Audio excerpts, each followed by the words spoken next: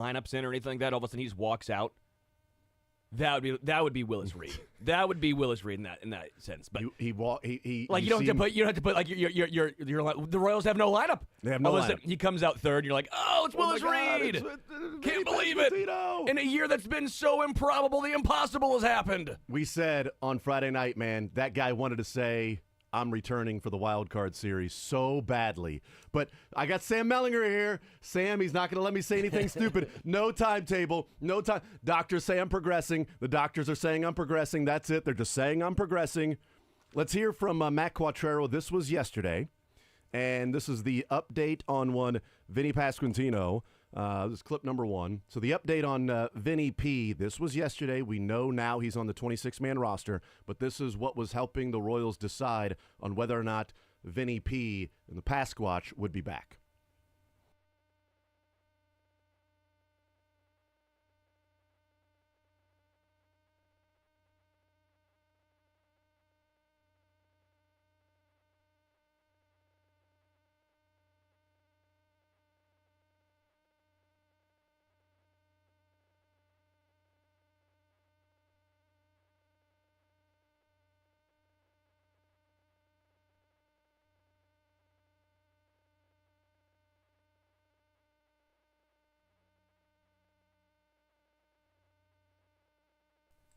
And apparently he did come out of that okay. So he is now on the wild card roster and hopefully, apparently, ready to go. Corbin Burns, Cole Reagans. Let's enjoy and bask in the news that what once was thought to be a season ender, that the 6 to 8 week timeline would have had Vinny returning at the beginning of the ALCS. 8 weeks would have him returning in the World Series. Yeah. He is returning for the wild card October 1st postseason baseball. Let's just enjoy the man is back.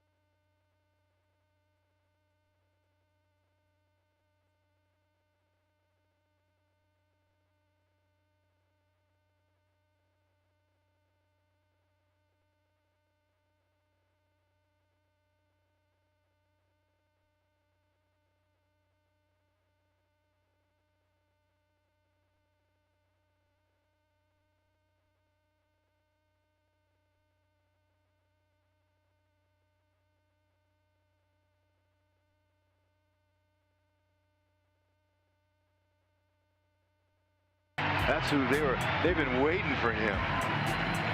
He's found his touch. Oh! And Vinny smokes it to right field, and that is out of here for another home run in this series. No wonder Maeda wanted that previous pitch. Yeah. Oh, boys! I'm back! We are back! We are back! We are getting Pasquatch. back! In my mind, my season's not over. Oh, yeah. He is ready to roll, Vinny Pasquantino. Do you think – I think the answer is probably a little bit of both. But the boost to the lineup of Vinny actually having his bat in the lineup, batting behind Bobby in front of Salvi, versus Vinny in uniform, in the clubhouse, in the dugout, warm-ups, his sort of aura and his personality and what he brings to the team. The answer is obviously both. Yeah. But one of the things I'm going to want to know and pick Les Norman's brain is one side bigger than the other? Because Vinny's bat makes a difference, but does him being there and playing make a difference for everybody else on the team? A little bit of sprinkle of little Vinny dust here and there on every single player. Well, I do think there's something to, even if he's not 100%, him just being there is a boost compared to MJ Melendez, whoever else is going to be batting third, Michael Massey, the rotation they've had there. You would expect to see better pitches for Bobby, better pitches for Salvi potentially, because we know Vinny has a great eye. We know that about him. We know that he's going to extend the at-bat even if he's not 100% healthy. If it's just off the edge, he's probably going to take it. So he's going to put some pressure on Corbin Burns, most likely making him throw a lot more pitches than whoever else would be in the lineup instead of him, whether it's Freddie Fermin, who would have been DHing, because I think Yuli Gurriel, we both imagine that Vinny's going to be DHing. I'm gonna guess that Vinny's going to be DHing, Yuli's going to be at first base, and Salvi's going to be behind the dish. That's what I would assume as well. Yeah. So that means no Freddie, who's been struggling. So even if Vinny's just marginally better than Freddie, that's still a boost to the lineup production-wise, as well as just the mental side of things as well. I always bring up Willis Reed because that's just known. But, there is something to that, right? There is something mental to all of a sudden you're getting this guy back. He worked his ass off. You give him a 6 to 8 week timeline. He said, no, thank you. I will be back for the wild card series. Yeah, 4 weeks. I mean, did Salvador Perez tell him the secret? Is Salvador Perez just some sort of healing whisperer? Because this is a Salvi move right here. I mean, Vinny said, I'm going to attack this thing. Obviously the bone has to heal. So there's nothing you can do about the timeline of the bone healing. But once that is done, once the bone is healed, then I'm going to attack this with everything that I've got. And in my mind, my season is not over. And in reality, his season is not over, that he is playing baseball. I think he's going to be in the lineup today. I don't know that you put him on the roster and say, well, you know what, he's good enough to pinch hit, but not good enough to just simply bat 4 times. Like, he's not going to be in the field. Like, it'd be a difference with that. Like, if he, couldn't DH, if this was like National League rules. It's we don't have a DH, so, he's available to pinch hit. But if he can pinch hit, then he can bat, 3-4 times in the game this afternoon. So I think he's going to be inserted right into that number 3 spot and be the DH. And obviously it makes a difference with the guys in the lineup. But I think there's that emotional boost of the guys that are just like, you know what, this is another season. Whatever you have done to this point, your stats are 0. Like, if you look at Corbin Burns and Cole Reagans and you match up their stats at MLB.com, at the Orioles site, at the Royals site, you know what it says next to them? 0-0. 0.00. Because it's all fresh and all new. So if you have been struggling, hey, bust out of that. And Vinny back, just a little bit extra juice, a little bit extra excitement to be out there. So I did not think this would be reality for this team. My opinion when the news first came down and my, heart sinking, you're wanting to throw up. And my view was, if this guy is going to be out 6 to 8 weeks, he would be available for the American League Championship Series. Problem is, you would need him to get there. And him being back, yeah, they can absolutely get there. They can beat the Orioles over these next 3 games, 2 games, whatever it takes. They can win this series against the Orioles. Their pitching staff, the Orioles pitching staff, there's an advantage for the Royals. And the lineup has not exactly been killing it for the Orioles. I know obviously the Royals lineup has not been killing it, but the Orioles lineup is the strength of their team, and they've had some guys really struggling. Santander's been struggling. Adley Rutschman has been no bueno. O'Hearn has come back to earth, over the last month and a half, where even as they're using him in certain ways, he was playing well as of late, that he's not. But again, we're talking about that with the Royals and their hitters and their guys at the plate, not thinking about the 207 next to their name. It's just zeros up there. Same is true for Baltimore. What I think is interesting, too, for Corbin Burnes, I want to see how the Royals attack him. I'm intrigued because he was a huge strikeout pitcher over the last 4 seasons. I mean, just like one of the better strikeout pitchers in all of baseball. And then this year, his strikeouts per 9 have actually gone drastically down. Still solid, but under 9, which for him is noticeable. The ERA still looks great. Doesn't walk a ton of guys, but he can lose the feel here and there. But I'm intrigued to see what happens for him come postseason time. Does he try and go back to the strikeout pitcher he was the past 4 seasons, or does he not? And if you're the Royals, the one concern I have, they sometimes swing at pitches that are just not, they're pitchers' pitches, right? The Royals aren't a team that strikes out a ton. But my concern is don't get weak contact, because that's what Corbin Burnes has done this season compared to the last 4. Yeah. That's what the Royals can't do. We'll take a timeout. We'll come back. I'm going to talk a little bit more about this series, obviously. We'll hear from Cole Reagans. We'll hear from Bobby Witt. We'll hear from Matt Quattrero as they get ready for postseason baseball. Bobby Witt and this team will talk about what this month could be for these players, what the 2 months of baseball in 14 and 15 did for that group of players in our memories and history and legacy and careers being built. We'll talk about that on the other side of the break. We will hang out with Adam Teicher coming up in the 11 o'clock hour. Les Norman at noon. We'll break the norm with Les Norman coming up at noon. Todd Lebo, 1 o'clock. We got some Fact or Fiction today, and we continue rolling along. We've got the Royals and Orioles for you right here on your home for Major League Baseball playoffs coming up this afternoon at 3 o'clock. The program's got you from 2 to 3. Then we've got the Royals and the Orioles. And then, of course, the program, Soren Petra will be on right after the game is over, leading into, I think we'll be catching, joined in progress, that Braves and Padres matchup later on tonight. But you're home for the Major League Baseball playoffs and the World Series. It's right here on Sports Radio 810 WHB. We'll take a timeout. We'll come back. More Zone next.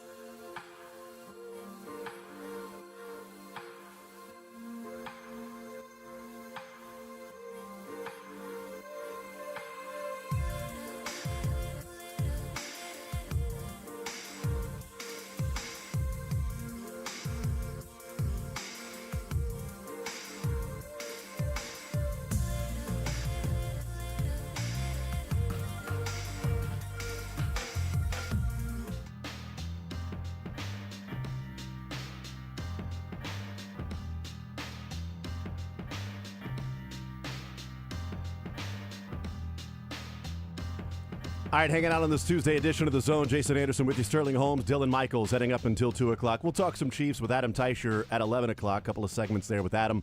Les Norman will be breaking the norm coming up at noon. Todd Lebo at 1 o'clock, some fact or fiction today before the show is over. And then Royals and Orioles on your home for the Major League Baseball playoffs and the World Series right here on Sports Radio 810 WHB. Let's hear from... let's hear from Cole Reagans. You were talking about, as we went to break, somebody that, you're out there for the first time in the playoffs and you're pitching game one of this playoff series and, do you get amped up? Are you a guy that, is, missing your spots because you're a little bit too overly anxious? Here's Cole Reagans weighing in yesterday about being named the game one starter of the playoffs. Makes you feel good that they have that faith in you. But yeah, I mean, it's just build off of it. They trust me, so just put in the work behind the scenes, prepare the best I can prepare, give our team the best chance I can to win a ball game. That's all my goal's been all year, is just to win. And, nothing changes just because it's the playoffs. Same routine, same mindset going in, and, go from there. I hope that's the case. You know what I mean? Like, we say, okay, same routine, same mindset, and Matt Quattrero kind of dismissed he's a stopper. Like, what does that mean? It's a stopper. Yeah. Well, I mean, he goes going out there to pitch. I mean, you have wins and losses. It's every day is individual for us. And for the most part this year, he has been that stopper. So in those bigger game feels, he's pitched really well. And I don't know how he's going to look today. Nobody knows how somebody's going to react when the lights are brightest, when it matters, when it means something. And obviously the games meant something throughout the season. Yeah. All 162 meant something throughout the season to get to the spot that they are because, they are they made the postseason by one game ahead of the Mariners. Well, and tell that to the Mariners who blew an 8-0 lead to the Royals. That's right. That's what that MJ ended up getting. So yeah, I mean, that's every single game counts, no matter what, whether they're won in September or April, or if they're won in July. They count a lot more when you win them in October. There's no doubt about that. But Cole Reagans has talked about, each time he goes out there, like this is my approach. But he has pitched, it seems, an extra or a higher level when the Royals needed him the most. And my guess is that's what we will see today from Cole Reagans. I think we'll see the same thing. I think Corbin Burns and Cole Reagans are going to be dealing back and forth because Corbin Burns has pitched in the postseason. Reagans has not, but Reagans has stepped up and played and pitched really well when he has been called upon when they've lost a couple of games in a row. Well, his demeanor seemingly never changes. He's so level-headed. I remember I went down there opening day, but when he was named the opening day starter, right? And he was talking and speaking like, was he excited? Yeah, but it wasn't one where he just was amped up and was. He's just such a level guy. Never gets too high, never gets too low. I think he's going to have the same approach here. That demeanor. I love Brady Singer. I love guys who show a lot of emotion at times on the mound as well, but sometimes that can get you in trouble. Yeah. When you're always level, when you're that roller coaster's flat. It ain't the Mamba where you're going up and you're going down and you don't know which guy you're going to get. With Cole, you pretty much know what you're going to get, and that's great for big-time games. Dude, in baseball, that is such it's such an important trait to have. If you can have a guy that just stays even keel and level-headed, no matter what the situation, no matter what's going on around you. It feels like Bobby Witt's that same guy that, he'll get pumped, but and when he's, at second, he doubles or triples and everything. Obviously, you do the little motion to the dugout and stuff like that, but he doesn't seem to be a guy that is walking around moping or overly demonstrative, striking out and wanting to slam his bat, or throwing his helmet or anything. Like, I don't think I've ever seen that from Bobby Witt. Busting his ass down the line every single time. Like, he just feels like no matter what the at-bat, the inning, the game, the situation, the approach looks the same for Bobby Witt and for Cole Reagans as well. It's a good point on how even Seth Lugo's the same way, Michael Wacha's the same way. Brady Singer is not. Brady Singer can get a little theatrical from time to time, but a lot of bullpen guys get that way too. Fernando Rodney was. I mean, and Right. he's one of the best closers of all time. Right. There's a lot of guys that can get, and maybe you need that sometimes to get you pumped up, to psych you up, and maybe help psych out the other team. But Yeah. these are the moments, like these games, these performances. Let's hear Bobby Witt. This is clip number 4. Bobby Witt was asked about, playing in the playoffs, October baseball, lights are brightest. This is where people's legacy and career and Hall of Fame status sort of make or break. You can be made in the postseason, or you can be viewed as someone that just didn't have it and couldn't step up and was not clutch, and the moment was too big for you. Here's Bobby Witt talking about legacy and what it means to be playing in October. It's amazing just with the team that we have in that clubhouse, how close we are, and just how special it is. And so, yeah, this is something you want to create something new, because in the past, everyone in Kansas City has talked about the 2015, 2014 team, and so kind of we want to create our own legacy. And so we've been able to learn from that team, those guys too, and with Salvi being on those teams and everyone, so it's going to be try to create our own little legacy.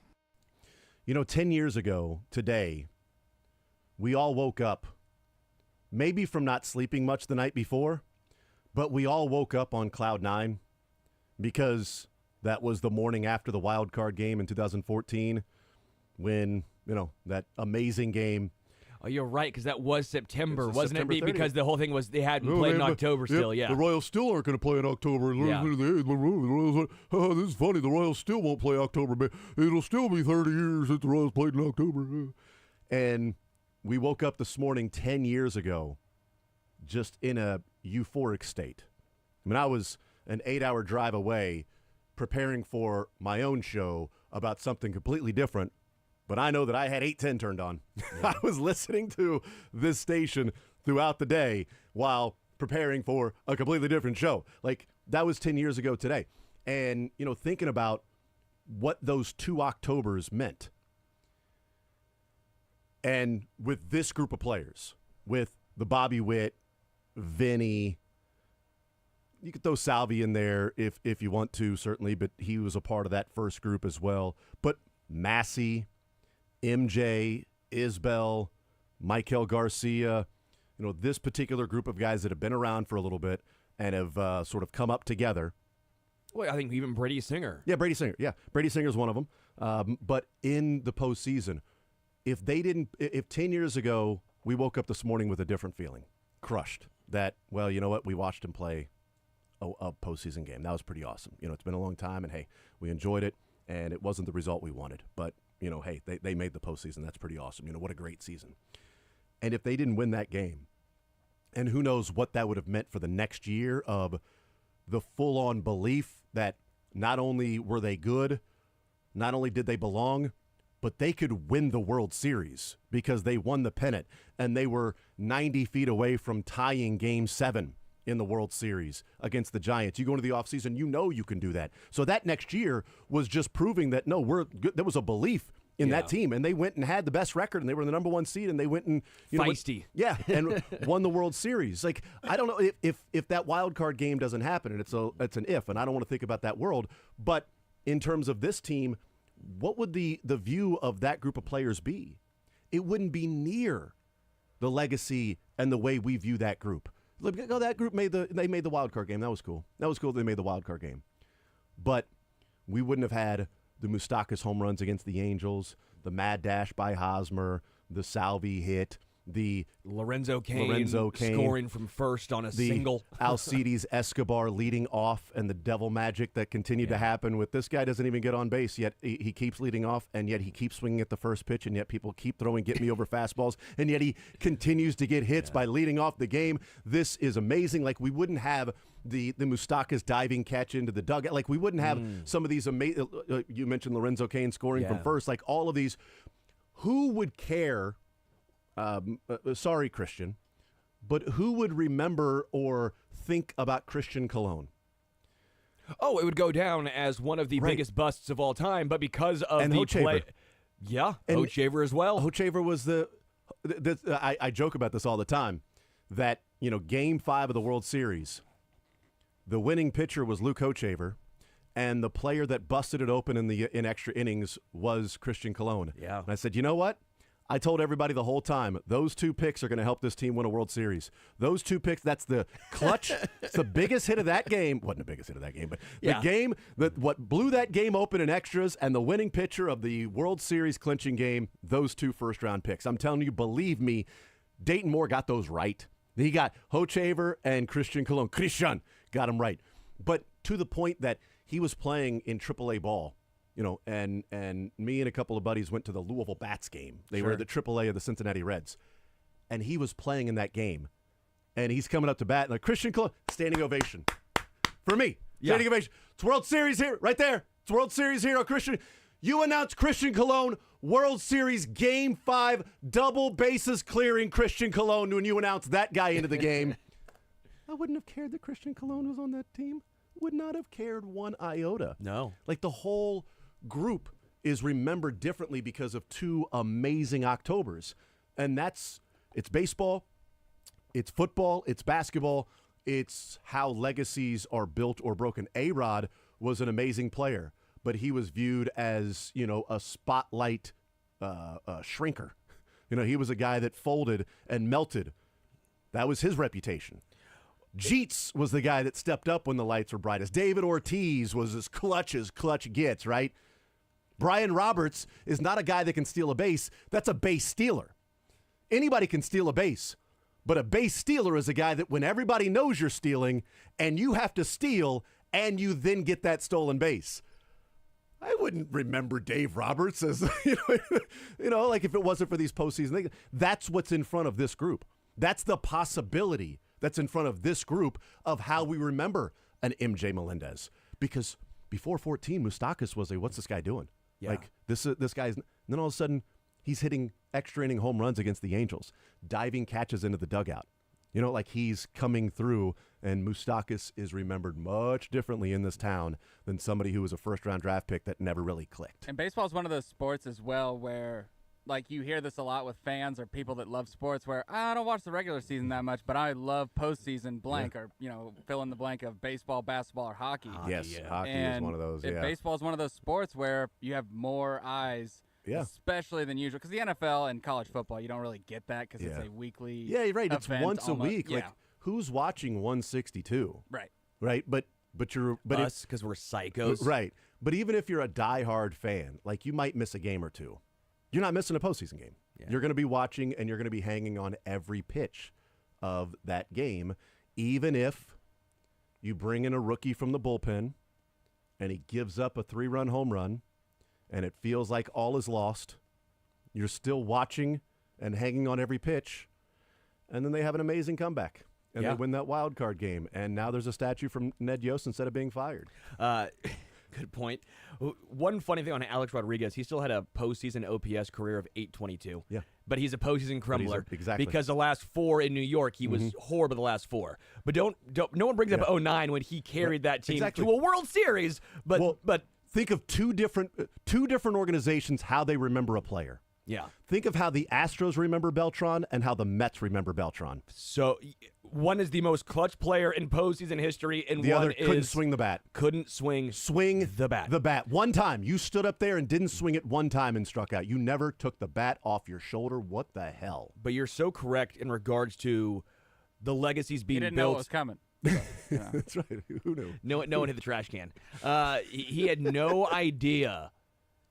I mean, people don't understand the legacies being built in October sometimes and what it can do even for phenomenal players. Not A-Rod necessarily, but think of Clayton Kershaw. Clayton Kershaw could have gone down as one of the best pitchers, if not the best pitcher of this generation, one of all-time greats. I mean, you look at the numbers in the regular season, it's Sandy Koufax, but for an extended period of time. I mean, Kershaw, look at the ERA plus and on the era adjusted. Clayton Kershaw is historically one of the greatest pitchers who has ever played Major League Baseball. But what is one of the biggest knocks on Clayton Kershaw? Whether it's true or not, it's the guy fails in the postseason. Whether it's true or not. Getting past one round of the order, basically, in the postseason. Absolutely. Well, basically all it is it's always against the Cardinals. Yeah. Against every other team, Clayton Kershaw is nails, and then against the Cardinals, he crumbles. Well, and I know we're coming up with different examples, and there's tons and tons and tons of them, but I know Reds fans appreciate Johnny Cueto, and they were fans of Johnny Cueto. But how we remember Johnny Cueto in Kansas City with those clutch games that he pitched, Game 5 of the American League Divisional Series. After Game 4 was that amazing comeback in Houston, and Johnny Cueto goes out there and just retires 19 in a row in Game 5 after being down 2-0. Like, you're down 2-0 in Game 5, and you had this crazy comeback. And so, you did all of these things to be able to get in that position, and then you're down 2-0 quickly, and then he retires 19 in a row. Whereas Cueto in Cincinnati is the guy in the wild card game that melted down on the mound against the Pirates when everybody was going, Cueto, and he gets on the mound and there was like bases loaded and he drops the ball on the mound and balks in a run and just melts down. That's a memory that is etched in stone of Reds fans' lives and brains of Johnny Cueto. That's like Pittsburgh Pirate fans' only positive memory over the last 10 years. I think. Is getting in the head of Johnny Cueto to the point that he was so rattled that he dropped the ball on the mound and balked by dropping the ball. How many times do you ever see that at any point in the season, let alone in a middle innings wild card do or die game, and you can't stop the bleeding and the crowd is at full throat, Cueto. Yeah, they're just bearing down on you and you melt down. Like that's one of the memories that Reds fans have of Cueto. We don't have that memory around here. No. We've got a different memory of Cueto. I think there's two players that this really matters the most for. Salvador Perez for his legacy. I mean, if you want to keep talking about... I think Salvi's is cemented here, but if you're talking about Hall of Fame... I'm talking Hall of Fame. Yeah. I'm talking for different reasons. Yeah, right. For Hall of Fame purposes, Okay. This is massive for Salvi. Okay? I know we all think he's in. Joe Mauer told us he thinks he's in. Yeah. But let's be real, a lot of the analytics are not favorable. Yeah, we always want to trust the Baseball Hall of Fame. They get it right all the time. That's my point. So if you want to put it without a doubt, this is huge for Salvi, and then for Bobby Witt Jr. for long-term legacy. Yes. I always go back to Kershaw, a guy who won an MVP, 3-time Cy Young Award winner, Triple Crown winner, 5-time ERA title winner, 10-time All-Star, all this stuff. But what is he remembered mostly for? The postseason. If Bobby Witt Jr., you don't want to have the, wow, look at all these numbers he put up. Look at the historical numbers that Bobby Witt Jr. had, but then look at the playoffs. Yeah. So for Bobby, this is also huge for him. Yeah, it's sometimes narratives can be written early on in your career that you can't shake. Yes. And the Mahomes narrative was earned and continues to be proven of him just finding ways to will his team to victory. Mm-hmm. There are other guys that, Lamar's narrative is he can't win in the postseason. Josh Allen. Yeah, Josh Allen can't get it done in the bigger moments, whether it's at home or on the road. Joe Burrow, clutch, carries his team, even though it was 4 touchdowns and 2 interceptions to win 3 games to get to the playoff or get to the Super Bowl. It's not always fair, but they are a lot of times early career driven. Yeah, cannot wait, man. We are less than 5 hours away from this first pitch getting underway with the Royals and the Orioles. Let's redo 2014. Let's just do it again. Let's do what happened in 14. Let's continue that train rolling. More Zone next.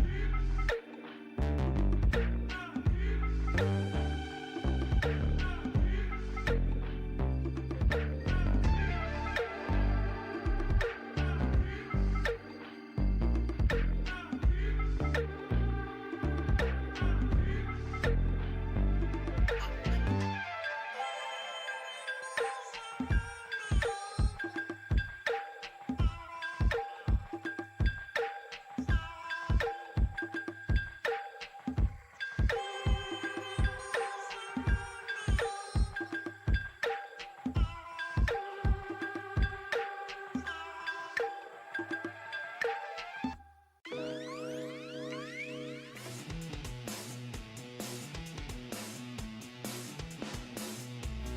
right, we continue right here on Sports Radio 810 WHB. Jason Anderson with you, Sterling Holmes, Dylan Michaels. When the lineup is released, we will pass that along and let you know what the lineup looks like. I'm going to go out, and lineup actually just came out. So here we go. For the Royals. Oh. Wi-Fi. Let me turn off the Wi-Fi. Good God. I have it if you want it. I mean. Do you want it? Unbelievable. You know I do. Leading off, playing second base, Michael Massey. Batting second, playing short, Bobby Witt Jr. Batting third, the designated hitter, Vinny Pasquantino. What you gonna do, brother? He's back! He is back! He is back! We are getting Pasquatch back! And we're the three best friends that anybody could have. Batting fourth and catching is Salvi Perez. Batting fifth, playing first, Yuli Gurriel. Wait, why aren't you doing your Denny Matthews for all this? Sorry about that. Ding, ding. Batting fourth, catching today, Salvi Perez behind the dish, catching for Cole Reagans. At first is Yuli Gurriel. In left field is MJ Melendez. Right field is... Well, we're all a member of this fam. Tommy Pham in right field. He's batting seventh. Ding, ding. Center field is Kyle Isbell. He's batting eighth. And batting ninth, playing third, is Michael Garcia. Shockingly, no David DeJesus. Watching at home will be David DeJesus. Hopefully. And, of course, the Royals ace, Cole Reagans, going to the mound. But the big news for Royals fans, Vinny Pasquantino has returned, and he will be the DH today and batting third. Royals and Orioles, time and temperature brought to you by the parking spot. Easy to spot, easy to park. Parking spot at KCI. Royals and Orioles coming up. Ding, ding.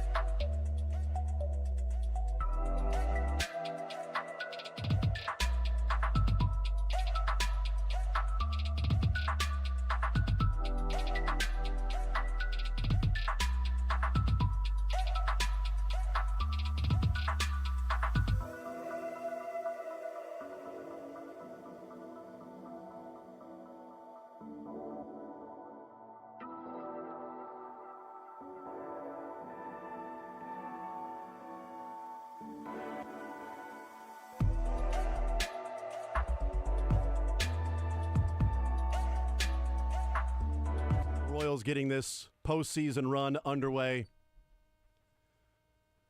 Let's talk some NFL football. We talked a lot of baseball there in the first hour. We'll talk a lot of baseball with Les Norman coming up at noon. We will hang out with Todd Lebo. But right now, we've got Adam Teicher from ESPN, presented by Twin Peaks, joining us here in the zone. Adam, welcome to the show. How are you, sir? Good, Jason. How you doing today? I am doing just fine. I was there's a total name drop. I'm going to pick it up after I drop it. But we were at our 25-year anniversary party last night, and Jarrett Sutton was there, and we were sort of shooting the breeze. And last night was the 10-year anniversary of the Royals wild card game, and we were talking about that night and that comeback, and that was 10 years ago, and we had no idea at that time, Adam, that over the next decade there would be 2 World Series appearances, a World Series, 4 Super Bowls, and 3 Super Bowl wins over the next 10 years. I mean, from almost nothing around here to then being feel like Titletown. It's been an unbelievable decade. Unbelievable decade. Yeah, it really has. It's been so much fun to see because, think about what you were thinking at that time, in 2013, 2012, you thought you never see one of those things in your lifetime. The Royals were never going to get to a World Series. The Chiefs were never going to win another Super Bowl. So, and now all of a sudden there's this bounty and maybe more on the way, too. Yeah, hopefully that is the case. Let's talk some Chiefs part of it. They are going for the three-peat. Can you glean? Can you make heads or tails of what the news around Rashee Rice means in the initial reports? It's not good, feared of ACL, and then yesterday, what Andy Reid had to say about it? Yeah, it is a little mysterious here, and so I think maybe there's a glimmer of hope that Rashee Rice could come back at some point, maybe, but it's way too early for that, and we don't know enough yet to go there. But certainly they're going to be without him for a little while at least, and that's it's one thing. Hey, they did a nice job of overcoming that and winning the game. That was, even though the Chargers are shorthanded, that was still a nice win for them to get after falling behind 10-0 early. But they've got some. It's that kind of thing is harder to do over the long term, to cover for the loss of a key player, than it is for the short term. So we'll see how well they can do that against New Orleans next week, and I'm sure beyond.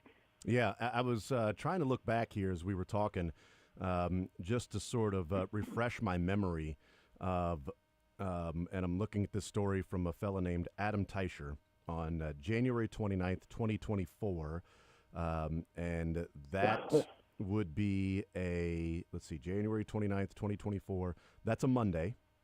The very next day, you had the story of confirming that Charles Omenihu has torn his ACL. That was the very next day that they announced that Omenihu has torn his ACL from the game before. Turk Wharton. Didn't take long. Turk Wharton has torn his ACL. I mean, I don't know. Mysterious is a great term to use, but this isn't something maybe that if it was like, oh, well, this is what the Chiefs do. It'll be a week or so. They'll announce what we all know. They've done it before. They haven't done it before. Like the last couple times they've lost a guy to an ACL, it's been, hey, the next day, this guy's got a torn ACL. He's out for, obviously, Omenihu out for the rest of the season. Won't be playing in the Super Bowl. That was pretty quick. That's what gives, maybe there's a glimmer of hope.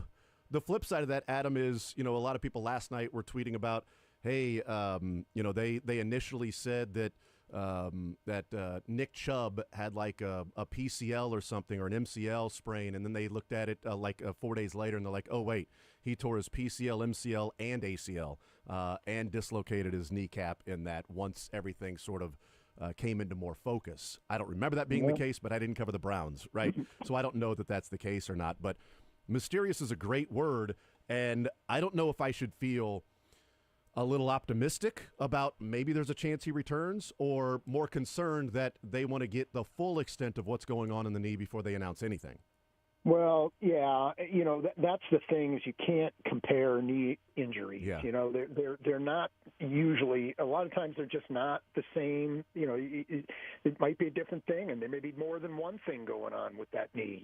Maybe there's an ACL and complicated with something else, and so there could be a number of things going on. So you got to be careful about saying, well, it went this way for O'Menahue or Tershawn Wharton, and it doesn't necessarily mean anything for Rashee Rice. I'll say this though: usually with ACLs, they know almost right away that that's the injury, and then they do the tests to confirm that. But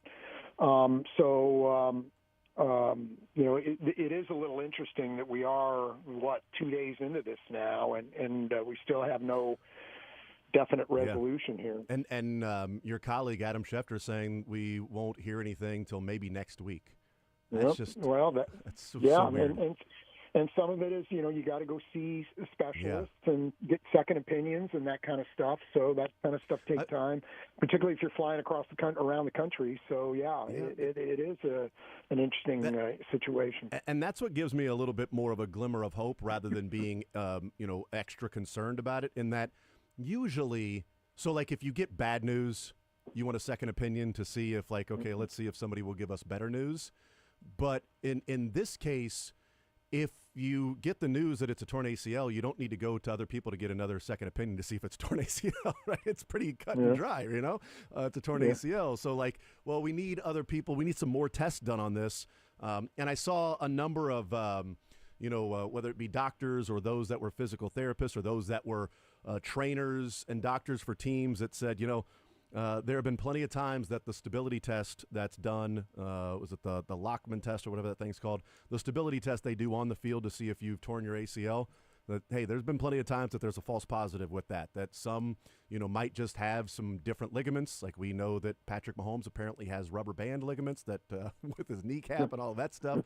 But they're like, there were a number of people last night when the news came out that there's still an unknown of what was happening. They're like, well, there's false positives all the time that happen. Just people are built differently, and you think it's an ACL, you go in there, and actually it's like an MCL sprain, and it's rest and recovery, maybe 4 weeks. Dr. I think David Chow, the sports medicine guy that used to work for the Chargers, now has like his own YouTube channel or whatever. When it first happened, he said, I don't see this being a torn ligament. It looks more like a hyperextension and a bone bruise. Now, it came back that the fears were an ACL. And then now they are looking at more information, and then he retweeted his initial assessment and said, it looked more like, bone bruise and hyperextension than it looked like, on first blush that there was something that would have been torn in there. Who knows what's happening? But, usually if you're getting a second opinion for something like this, I would take that as maybe a glimmer of hope. There's a gleam there, men, right, Marty? Yeah. Yeah, no, until we know, we don't know, and certainly there could be, but they're going to be playing without him for a little while, and to me that's, and again, if he has to miss so much time, if he misses weeks, what kind of shape is he going to be in? Does he trust the knee? What kind of player is he going to be when he comes back, at least initially? So, there's a long way to go before this, regardless of what the diagnosis is, there's a long way to go before you can really say, hey, this guy is going to be a productive player and what we remember him being for the Chiefs. Yeah, you took me exactly where I wanted to go next, and that is, okay, now the impact of this team. We know he's not going to play this week, and even if it's not severe enough to be done for the season, we know he's going to be out for a while. Hollywood Brown going down, and we said, hey, they can get by. Hopefully he'll return for the playoffs, and they've got Xavier Worthy, they've got Rashee Rice. But one of the things we talked about, Adam, is but you become thinner. At that position. That if you have another one, then you start to get into dire straits. What do they do? Like, how do you think they approach the next few weeks, 4 weeks, 5 weeks season if Rashee Rice is going to be out for an extended period of time? Yeah, it's difficult. I mean, I thought this going into the season, going into camp really, before Hollywood Brown got injured, I felt like the Chiefs could sustain an injury probably to one of those top three guys, whether it's Worthy, Brown, or Rice. They could probably withstand that.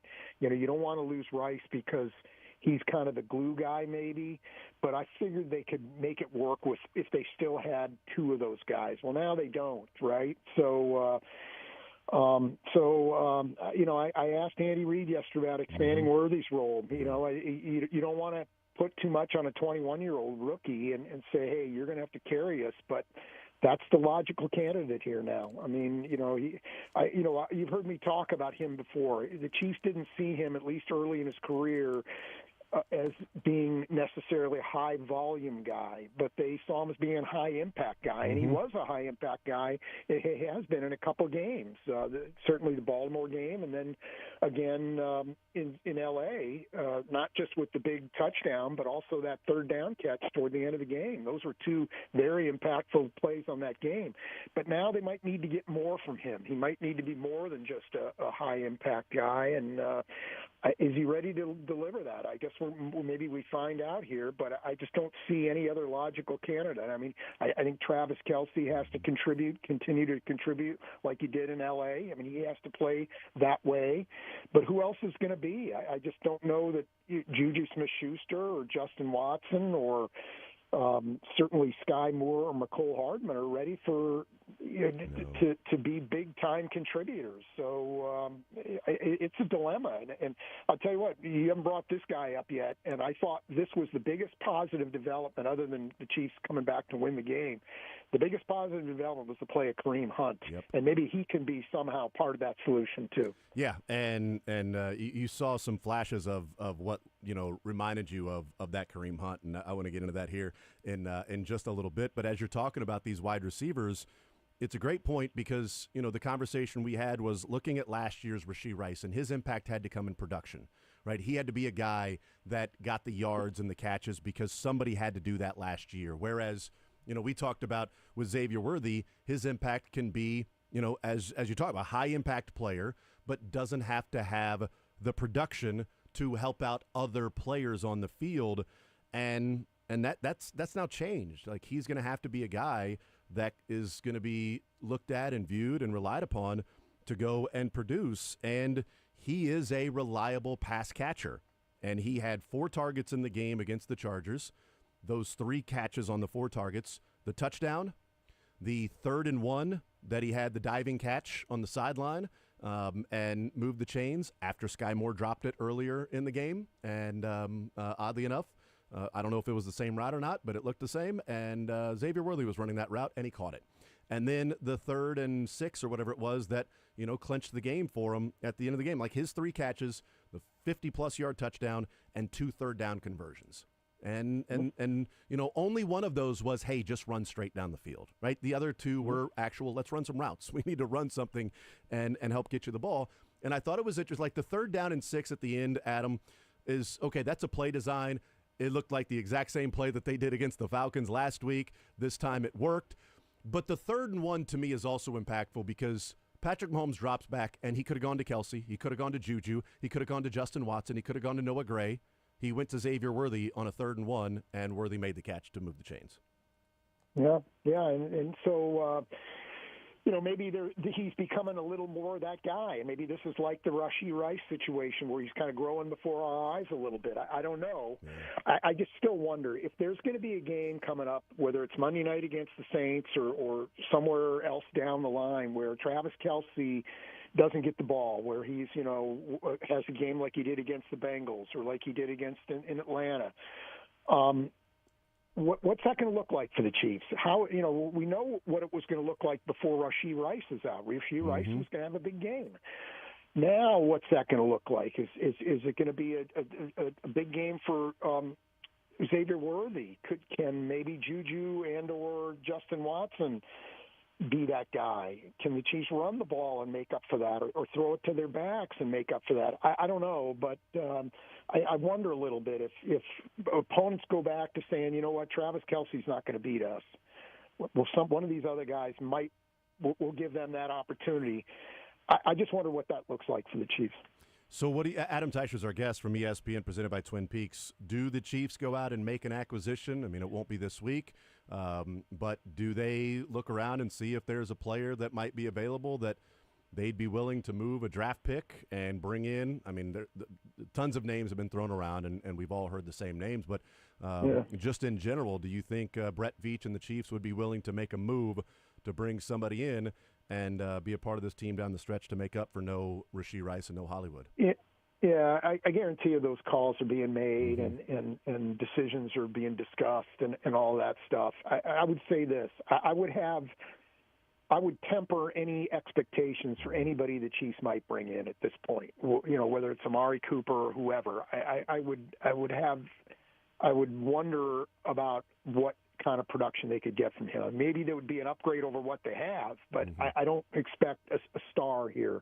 Not coming in at this stage of the game and a guy being sort of cast off by another team. The other thing I wouldn't do if I'm the Chiefs is I would not give up anything of great value in return, because I would not, if I'm them, want to forfeit or jeopardize my ability to win more championships down the road to fix this problem now.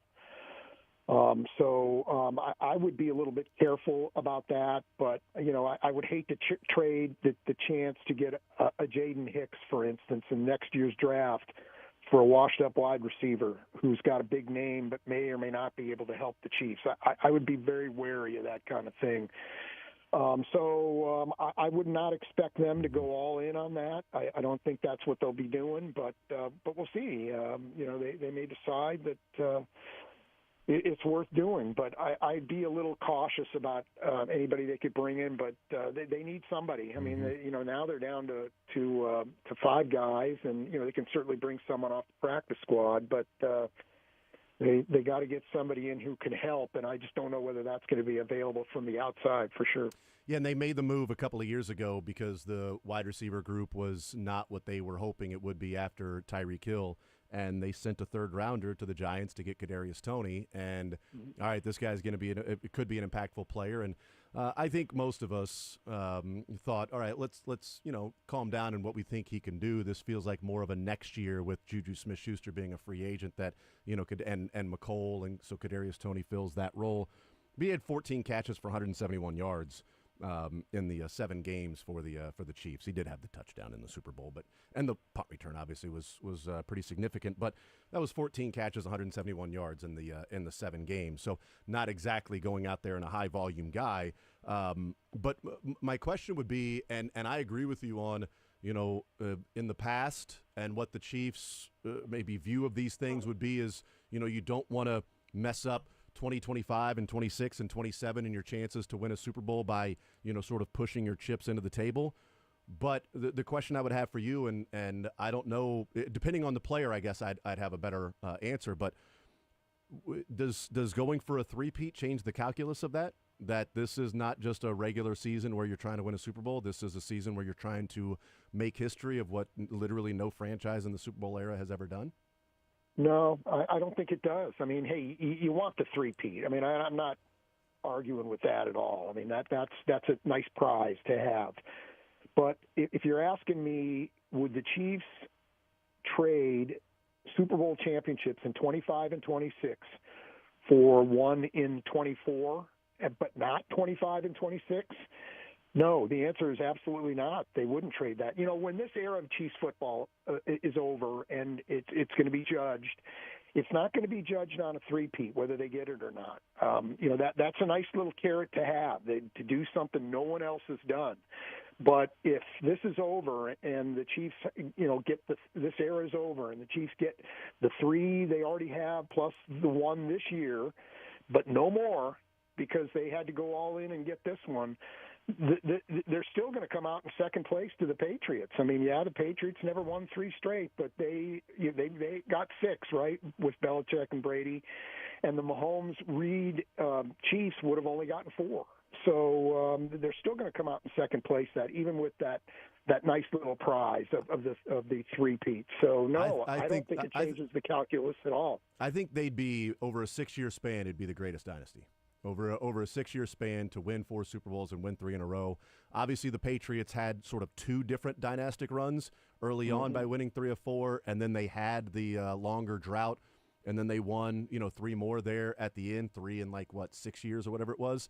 But if you win 4 in 6 years and 3 in a row, and you go to a Super Bowl, and the only time you didn't win those 2 Super Bowls was losing in the Super Bowl and losing in overtime in the AFC Championship game.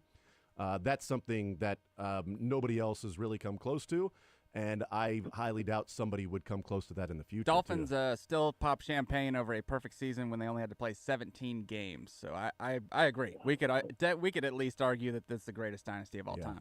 For sure. Oh, I think there's a lot to be said for that. I'm not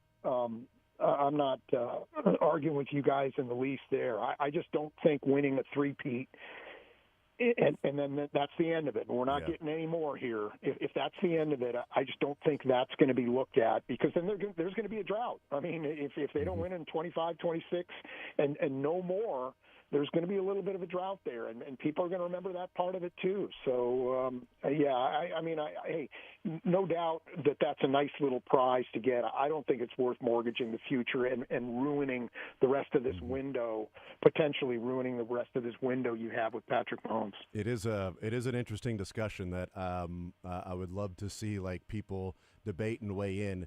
Would you trade 2 Super Bowls in the future for 1 Super Bowl this year and a three-peat and winning 4 of 6?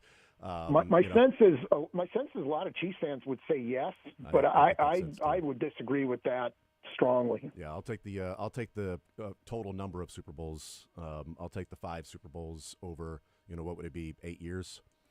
If we're talking about, they don't win this year, but they win in 25 and 26. Yeah, that would be 4 out of 5, and yeah, that'd be pretty good. Adam Teicher is our guest. Last one on the wide receivers, and then we'll take a break and talk about plenty of other things, including Kareem Hunt, Patrick Mahomes, the defense, what they're doing. But practice squad elevation, who do you think is first up for the Chiefs for this game against the Saints? Yeah, you're talking about wide receiver? Wide receiver, yeah, wide receiver. Yeah, I would think Justin Ross would be the guy, but he's maybe the most of those guys who's like Rashee Rice, although not. I'm not calling him Rashee Rice. He's not maybe the most of those three like that. I kind of like Montrell Washington during training camp. I thought he did a lot of good things, and he may end up being the guy. So to me, that's an interesting guy, Montrell Washington. I think maybe the upside is the best with him. But we'll see what the Chiefs think about that. But I like Montrell Washington during camp. And he played last year. I mean, he returned some punts. He came up. He was active as a wide receiver, got some routes in. So he's got some experience of being up at the club. So we'll see which one it is. Could be, I know for a while they liked Nico Remigio. But we'll see what they do. But yeah, it seems like Justin Ross, if you're talking about filling that spot of Rashee Rice, or at least someone on the roster that can to a degree fill that. He feels like the first man up. Adam Teicher from ESPN is presented by Twin Peaks. We'll take a timeout. We'll come back. We'll talk about the good things that came out of that game. Kareem Hunt looked really good. We'll see what his body feels like this week after taking a beating like that from being on the couch and not actually playing football for a while. But also the defense, how good they have been, and the conversation that we talked about yesterday needs to be started, and that is Chris Jones, Defensive Player of the Year. We'll take a timeout. We'll come back. More Zone next.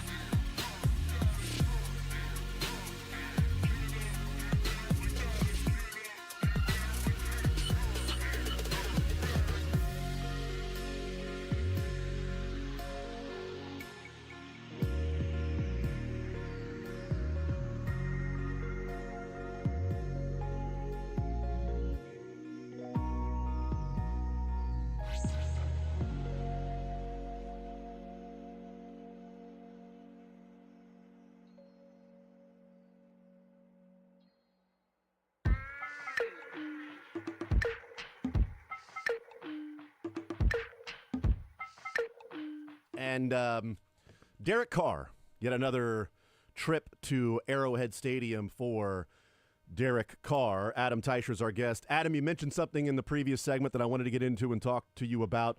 Kareem Hunt, I was pretty surprised as to what he looked like. He looked fresh, and he looked like he had some explosiveness. And, Adam, there was a little bit of like, oh, wait, that's Kareem Hunt.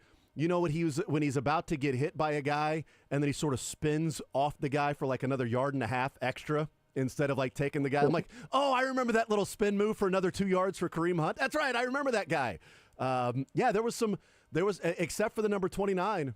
There was some Kareem Hunt flashbacks of what he looked like. What did you see in Kareem Hunt, and do you think he's a guy that now slides into the starter's role with the unknown about Carson Steele's ball security? I thought he was so good in L.A. that if that's who he is, if that's just not a guy with fresh legs, but that's who he's going to be going forward, he needs to play some even when Pacheco comes back. And I mean, like, play a significant amount. I thought he was that good. The Chiefs don't win that game, in my opinion, without Kareem Hunt. He did a number of things really well. To me, the offense looked completely different. Yeah. I mean, you watch him operate and you watch Carson Steele operate, and to me, it was a totally different deal. I thought that they gave him the ball in the short yardage situation, and he picked up. He just did a number of things well, and I don't think they win that game without him.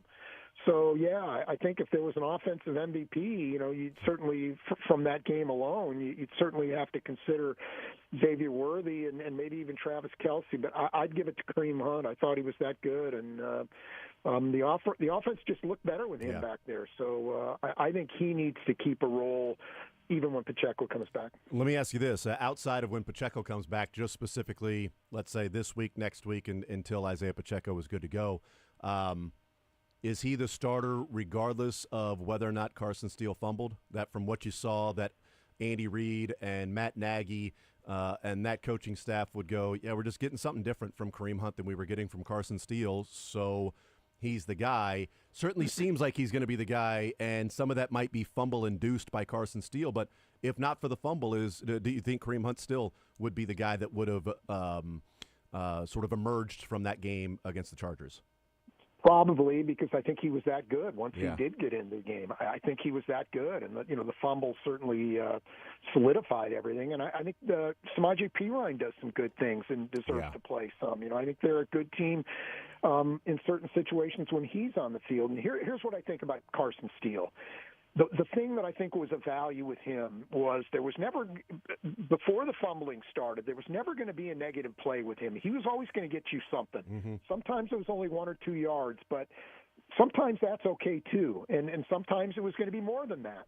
But there was never going to be a negative play with him. But now there have been a couple negative plays that have really been very costly for them. Could have cost them easily. Either time could have cost them a game. So how much longer do you want to be patient with that? How much can you trust him? I just don't know that he brings enough that you can keep playing him when he continues to do this. If he was, let's say, Jamal Charles. Remember, Jamal Charles had a fumbling problem. He would fumble every once in a while. That was worth putting up with if you're the Chiefs, because you were going to get repaid and then some with the big plays he was making.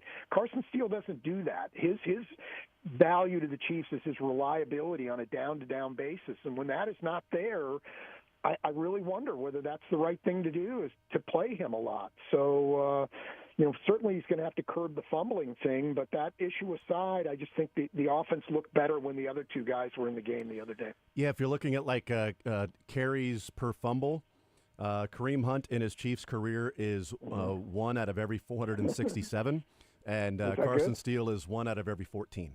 So, and I know Andy Reid was like, well, Kareem had that at the beginning of his career. Like, no, Kareem had that at literally the beginning. It was the only fumble in a Chiefs uniform was that first carry. Carson Steele has 2 in 4 games. Kareem Hunt went another 460 carries for the Chiefs and didn't put it on the ground again. Not just a lost fumble. He didn't fumble. I don't know that, honestly, I don't know that he fumbled when he was with the Browns. He did. He had 4 fumbles with the Browns. 4? Okay. Yeah, shockingly. Okay, all right. So he's got 5 in his career. Yeah, he's got 5 in his career. Carson Steele has 2 in 4 games. Yeah. So, yeah, I mean that, but the ball security aside, I just think the whole thing looked better, and they're just a better team when he's on the field because of what he can do. And now I think that feeds into this not having Rashee Rice in there. I think you have to have a guy on the field at all times who can be some kind of threat when you're throwing the ball, and certainly we know that he can.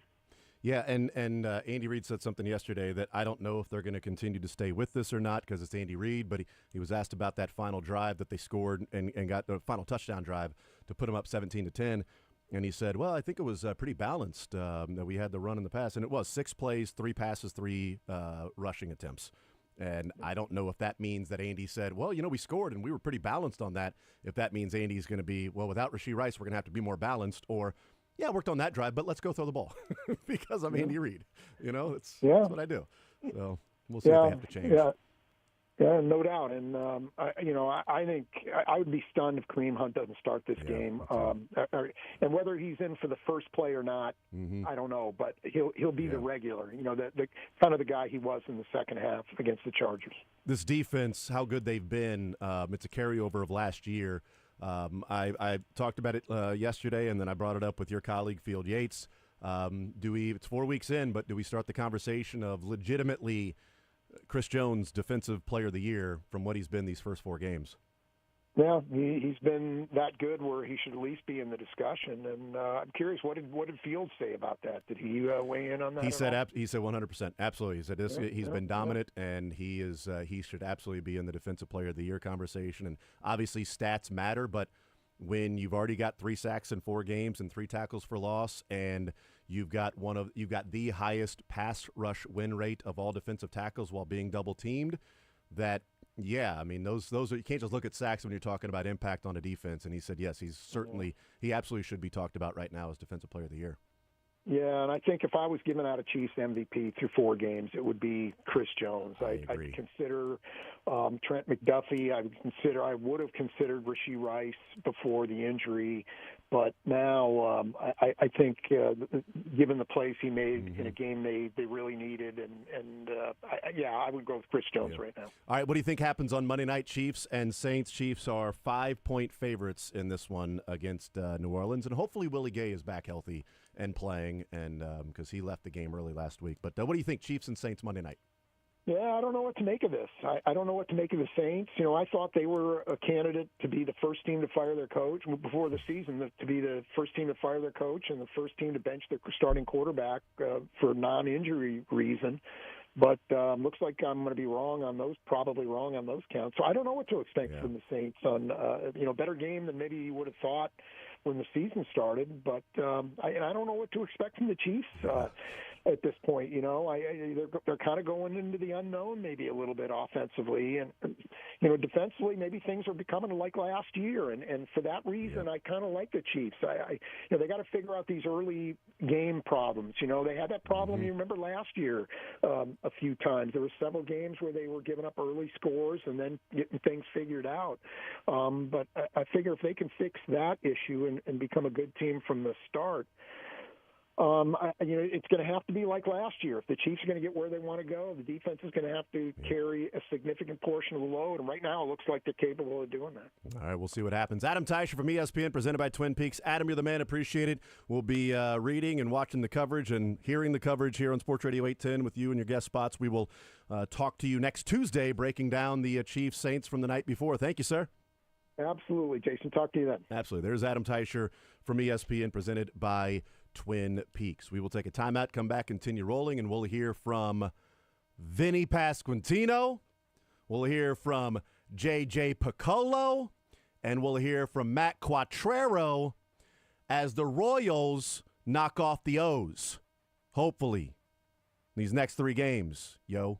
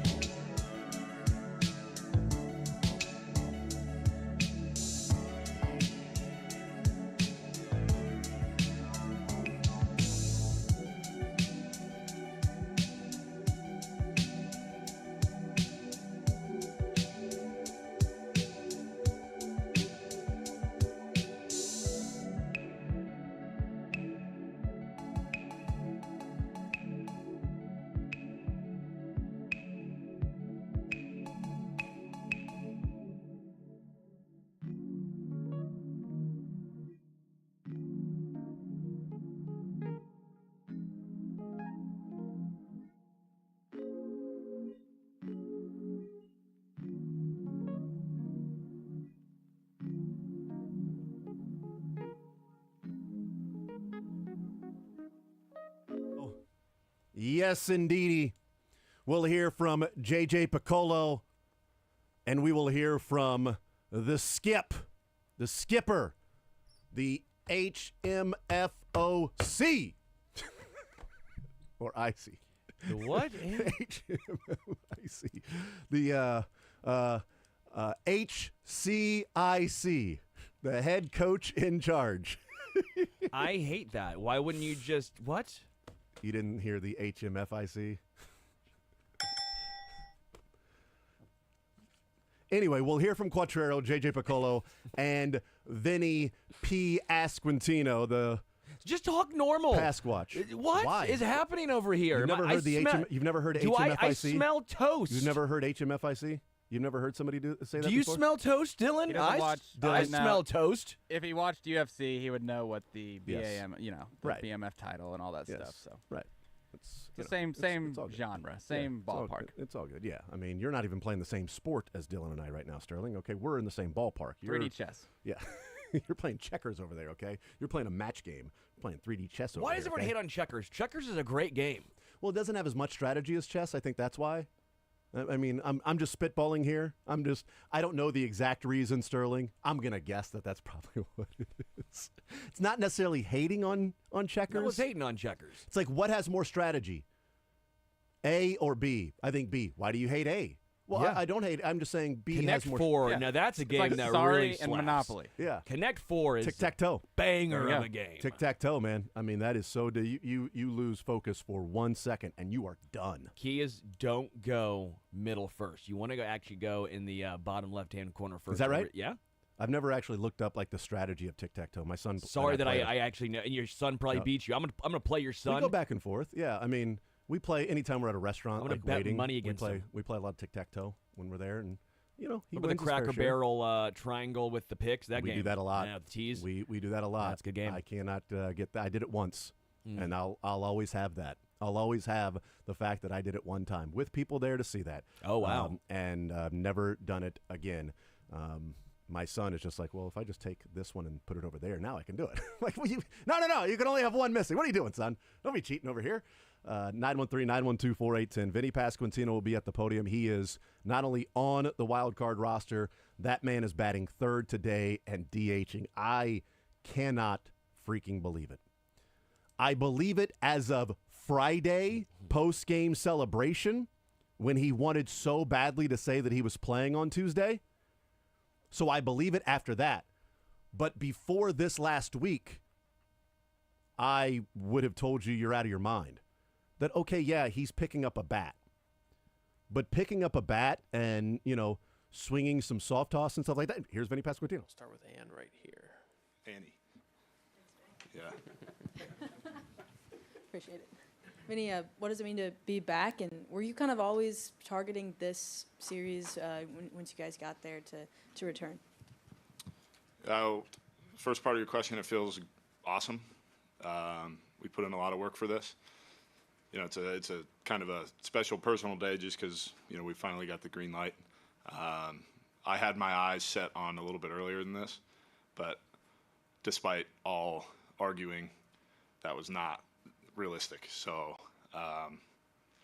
we did everything we could, and we're here now, and the rehab's not over, but the games can start, so we're excited about it. We'll stay right here. Vinny, when did you first kind of start to get back to hitting and really attack this, and when did golf in your mind that, you know what, this is where I want to be right now? So as far as like actual hitting, I had been doing one-handed swings probably, I don't know, as soon as I got my cast off, just to keep my body rotating, because it was always, I said it in that, when we spoke in Kansas City, I did not believe my season was over, so we treated it as such. I kept, I got in the cage, I'd run, still playing catch, not physically catching the ball, but throwing the ball. So kind of like a quarterback where they couldn't throw it back to me, but I could throw it. Doing one-handed stuff with my top hand, which was kind of a new thing for me because I don't normally do a whole lot of one-handed stuff anyway. So it was kind of a new challenge to go and do, which was sort of fun, other than not being able to play. And then I think we got into two-hand swinging. What day is it? Tuesday? Probably about, I don't know, 8-10 days ago, and then every day it was just dependent on how I was feeling, and every day that I felt good, we were able to progress it a little bit more with the doctor and the surgeon's clearance to keep pushing. And then we got on the field in DC last week, which I believe you guys were there for. Hit off the machine on the field, and then did some lives this weekend. And we were hoping to do some yesterday. That wasn't able to happen. Which, speaking of, is it ever sunny here? I mean, I grew up pretty close to here, but this year I don't think I've seen the sun in Baltimore. But yeah, so just really happy about it. We'll go to Jake in the third row. Vinny, welcome back. Thank you. Over these next couple of days, and I guess when you take swings now, are there differences in your swing because of how the thumb is healing or continuing to rehab? Is there something different with your bat? I thought I saw some tape differences on there the other day. Yeah, there are some different things that we're doing. That'll probably be some stuff I'll talk about after the season. Not that there's no competitive advantage for what it is, but it's just something I don't really want to talk about. We are using like a different bat that I've used. I'm using a light bat for the first time in my career. I've always swung a black bat or a dark barrel bat, so I'm going to have to get used to that, which is way weirder than it seems like it should be. But seeing a lighter bat go through the zone, I hope check swings they're not more aggressive with, because you can see the whole bat a little bit more. So, yeah, there are some differences, but the swing is the swing, right? Like, the swing is the science piece of it. Like, I can see data on the swing, but the part that I'm really looking forward to is the art aspect of it, the hitting. The hitting is the art to me, and the swinging is the science. We've passed the science test. Now I got to see if I can pass the art test, so to speak. You mean light in terms of color, not weight? Yeah, there's some differences color-wise. The weight's the same. Got several in the first row. Vinny, what was it like just throughout the process trying to strike a balance between like accelerating the recovery but not overdoing it at the same time? Yeah, I think there was just a lot of risk-reward talk of what happens if it goes bad, because that's just as important as what happens if it goes perfect. So we weighed kind of, okay, here are the pros, here are the cons, here's what it could look like.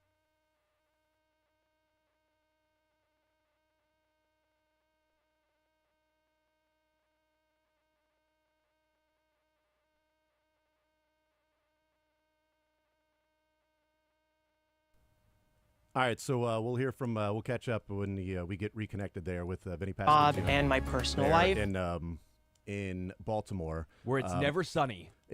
But it's always sunny in Philadelphia. It's right? true. He said he grew you know up what? around I there. lived in Philly, and I don't think it's always sunny that's right. there. Here we go.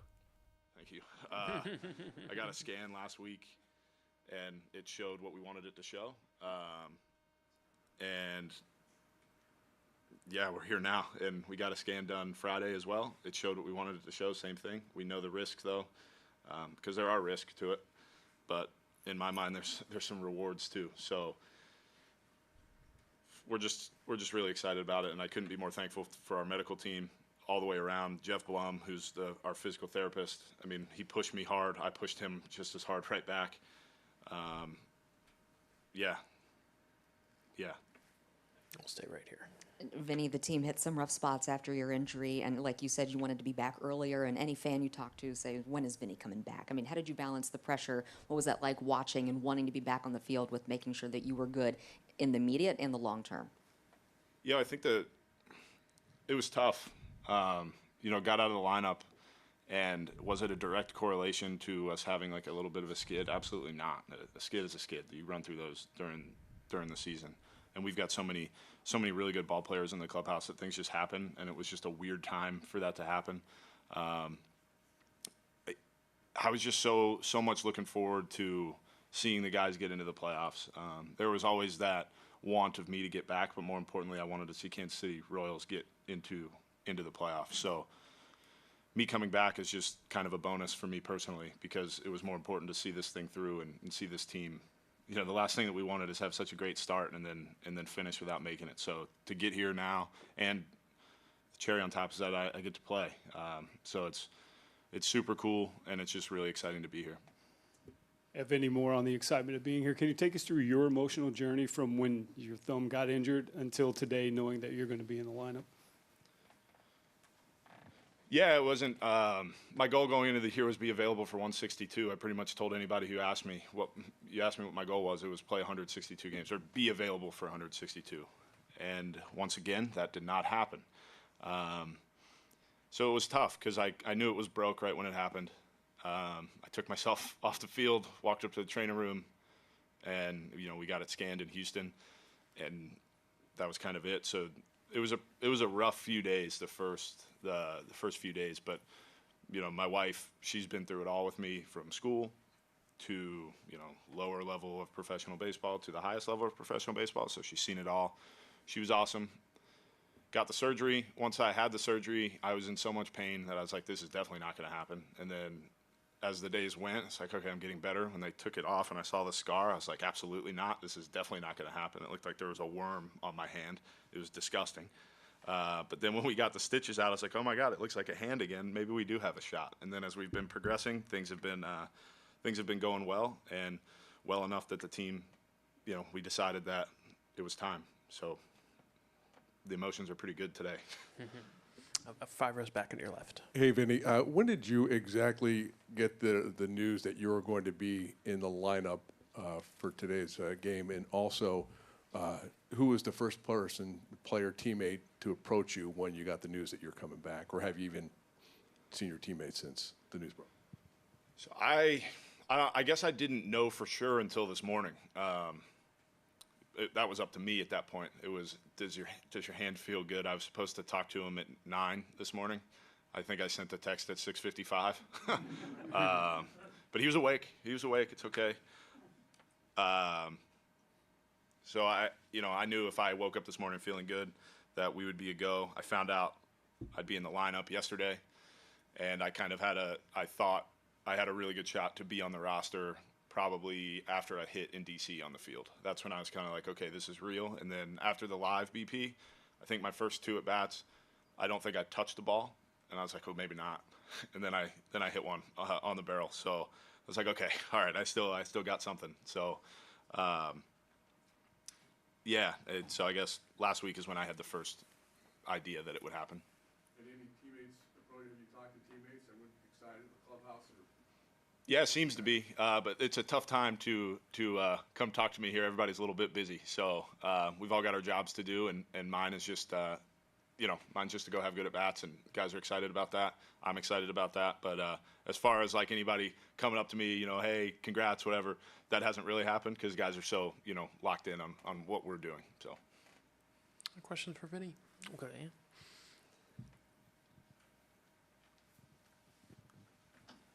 Benny, just overall, getting to this point as a team, what does it mean after the season you guys had last year, the good start that you mentioned earlier that you guys had, just to finally get to October for the first time since 2015?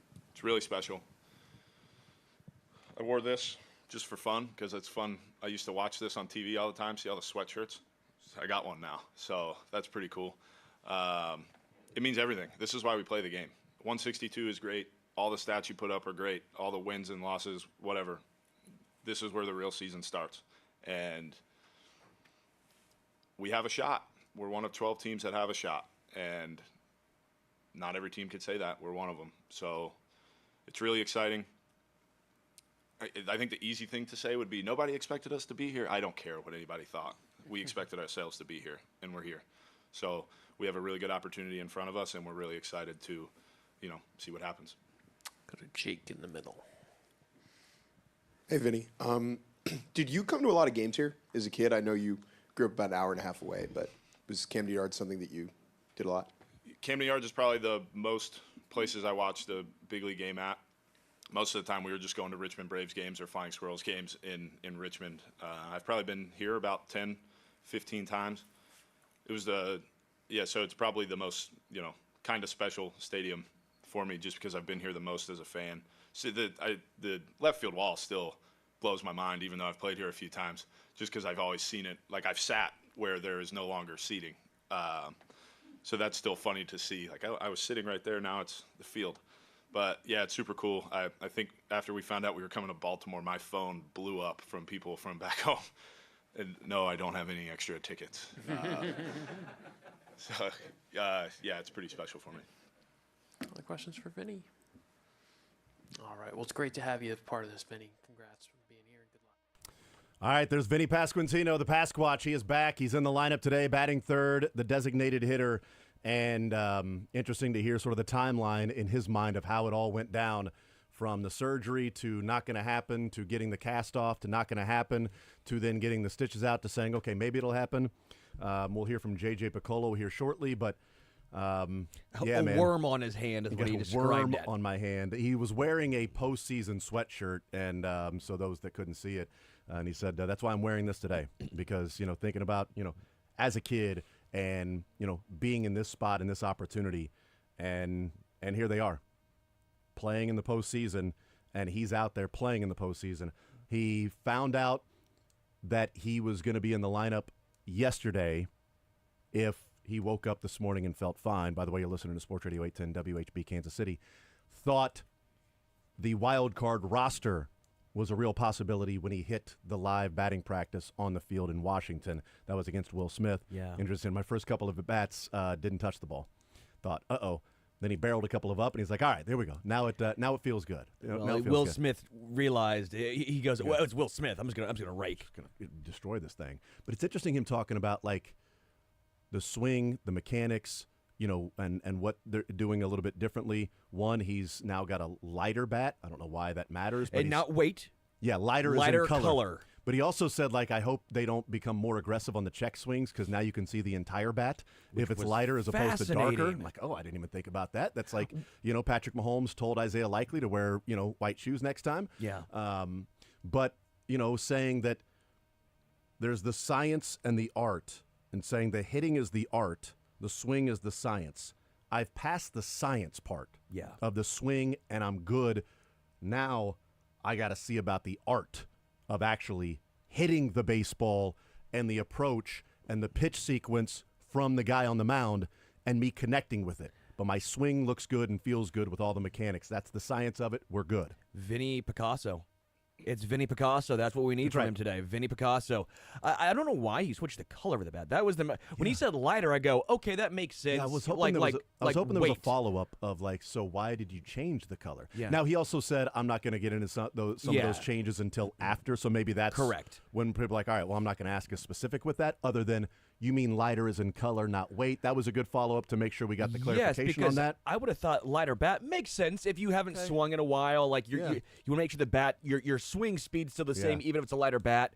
That made sense to me. But the lighter color was a little intriguing. I mean, these players are such creatures of habit. Like, how often would you change the length or the ounces of the bat that you're swinging? And that just feels like if somebody has taken that many swings with the bat that he prefers to get his swing down, to then change an ounce might be, throw you off so much, because these guys are like, Monty talked about, like, you could feel, like, when he would get a baseball on the mound, you could feel where one baseball has, like, the seams were a little bit bigger. Like, he could feel that, and then all of a sudden you look over back at the catcher and you wave the ball at him. Nope, I want another one. He's like, you could feel it immediately, and it's like, if I felt that, there would be no difference whatsoever. No. But he's had these baseballs in his hand his whole life. And same with Vinny Pasquantino with swinging a bat. So we'll see. Here's J.J. Piccolo. JJ, can you just take us through the process to get Vinny back, and when you thought it might be a possibility for today, and all the conversations that went into it? Yeah, it was probably about 10 days ago. It became a little bit more real that it might happen. It was when he progressed from hitting the softer baseballs to baseballs. We always moderated the amount of swings that he would take. And he's not a guy that takes too many swings anyway, so it was fairly easy. Our medical staff did a great job. Vinny did a great job, very focused, great plan to get him on track. And then when he took the live BP on Saturday in Atlanta, it was pretty apparent that he was going to be ready to go as early as today. We need to get through a few more steps, which he handled great, and here we are. We'll stay right there, JJ. JJ, I know Vinny is able to swing and hit a baseball, but what are the next steps in his recovery as far as getting back to first base and things of that nature? Yeah, well, one, we got to keep playing. I mean, that's one. He's got a couple weeks until that would happen. We're not going to put any added pressure. The pounding of a baseball hitting that area is just too much right now. He's not even begun that at this point. The big thing was just to get him back in our lineup. If it does happen, I would imagine, and again, this is just total guesstimate, it'd probably be 2 to 3 weeks before we felt really comfortable in him being back out there in the field. You talk about the boost Vinny gives you not only on the field but in the clubhouse. Yeah, well, he's a great leader. He's done a tremendous job, even through the injury, being a part of this. His teammates love him. He loosens things up. Being in the lineup and not being in the lineup are two different things. There's only so much you can do when you're not playing. But I think every man in that clubhouse was hoping that he would be back in the lineup today or at some point. So it's a big boost for us emotionally, and obviously our lineup's better with him in there. Go to Gabe on your right, JJ. Vinny was just in here, and he seemed plenty relaxed. How would you kind of describe the, I guess, emotional makeup of the team? You've got young guys who haven't been there before and kind of bright-eyed and going after it, and then you've backfilled with a lot of veteran guys who've absolutely been there before. Yeah, it's a really good blend of veteran guys with guys who haven't been here before. But if I'm not mistaken, every player we added to the roster in the offseason, and then even other than Lucas Ursay get the trade deadline, all had playoff experience. So they expected to be here. I had a few players without naming names in the offseason said I'm coming here because I think this team can win. They remind me of teams I've been on before. A lot of that had to do with Bobby and Salvi. And then, adding to the pitching staff around Cole and Brady was big. And you could feel the camaraderie, the culture changing even back early in spring training. You could feel the difference in that clubhouse. Just more experience, guys that know what this is all about. So when you have these tough losing streaks we went through here late in the season, they handle it great. They never changed, never wavered, and they were the same every day, and that's important when you're playing 162 games. We'll stay over there with Dan. JJ, when Mike Elias took this team over in 2018, the Orioles, you could tell that his blueprint came somewhat from the Houston Astros and what they did there. And then you got to see what they've done the last couple years with the 100 losses and then being a good team and then coming around like they did last year and this year. Did you notice anything about the Orioles blueprint? Did you pay attention to it? Did you take any inspiration or any notes from what they did in your guys' rebuild? Yeah, what they did was very inspiring. It showed you how quickly it can turn. They have a very, very talented team, very talented farm system. Their lineup is tough and basically homegrown, pretty much top to bottom. That is a blueprint that we had 10 years ago. Same thing, a lot of homegrown guys. When you're a small market team, you have to rely on your farm system to have enough players on the major league field at any given time to compete at a high level. So you have the financial resources to go outside to complement your farm system. So what they did, you certainly notice it. They're very, very good. And they're back here again. So there's some similarities. I think we went about it a little bit differently in some ways, but it's hard not to notice when a team builds, an organization builds a farm system and then they have success on the field. We'll go to Jake on your left, JJ.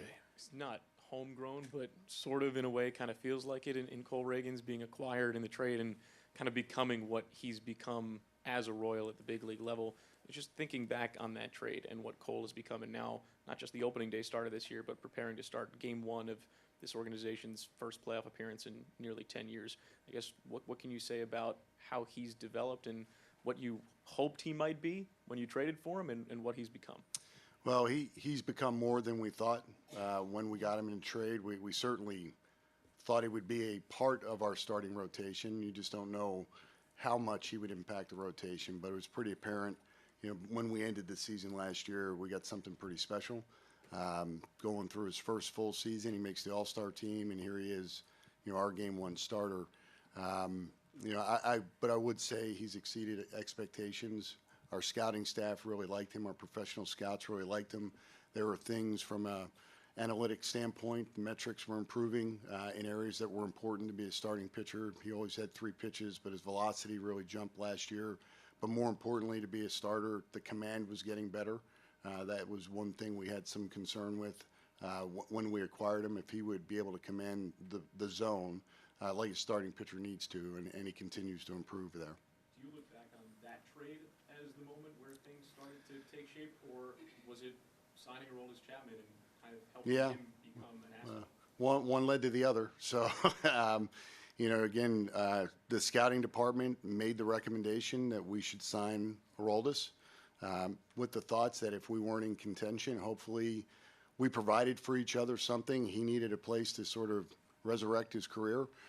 We could give that to him with an opportunity to pitch late in games, and then he pitched well, so his return to us was Cole. So it worked out well. But yeah, I haven't really thought about it like that. I know we spoke about it the other day, but when you look at the key players on this team and on this roster, Cole is certainly one of them, and he was the first. So when you look at the key members in that rotation, he was here before guys who acquired this winter, so I think you could say that was the start of it. Same row in the middle, Chelsea. Hi.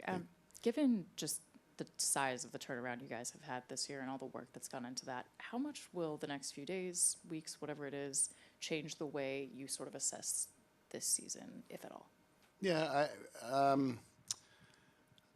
we're going to assess this season just like we did last year. There's things we're going to need to do this offseason to improve. We didn't win the division, so ultimately that's the goal. You want to be one of those first two teams, so you have a bye this week and not have to play the wild card round. So we're going to have to make assessments that lead us to hopefully making good decisions again to improve this roster. But at the same time, we're very happy to be here. I would say not unexpected. When we got to July, we felt like we had a team that we could compete and get to the playoffs, and here we are. Yeah, Jake in the middle. I'm sure you knew that Bobby Witt Jr. was special the moment you saw him play on the showcase circuit in 2017 or 2018. But was there a moment this year where it became apparent to you that he had made the leap, that he was not just someone who could be something, but was firmly one of the best 5 players in the sport? Well, I think the consistency through the early part of the season, knowing that he may do something even more special, it was probably right before the All-Star game where he really started to take off offensively. He participated in the home run derby, which you hear that argument, should you, shouldn't you?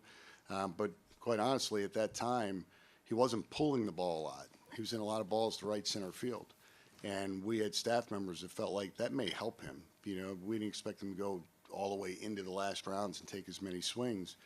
But when you look at where he really took off, it was after the All-Star game, and maybe just that experience of being on the big stage, it just kind of came into his own, and he was phenomenal for that month after the All-Star game.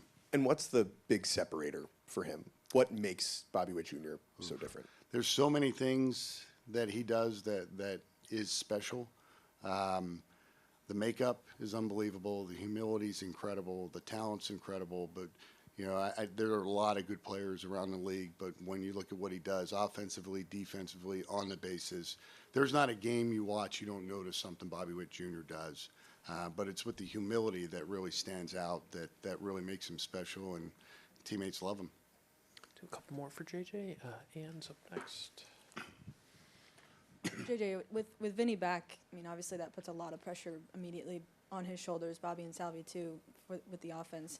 How do you feel like he'll handle that both mentally and physically too, given that he's not 100%? He's going to be fine. Our mindset right now is we need to pitch, play defense, and timely hitting. That's the recipe for success in the playoffs. It's what we've done for a majority of the year. Vinny just needs to be Vinny. Take good at-bats, get on base. Salvi needs to come up with people on base, and with Bobby and Vinny in front of him, that is what we hope will happen, so we have those opportunities. But knowing Vinny and the way he approaches things, he's going to be just fine. I don't think he's going to try to do too much.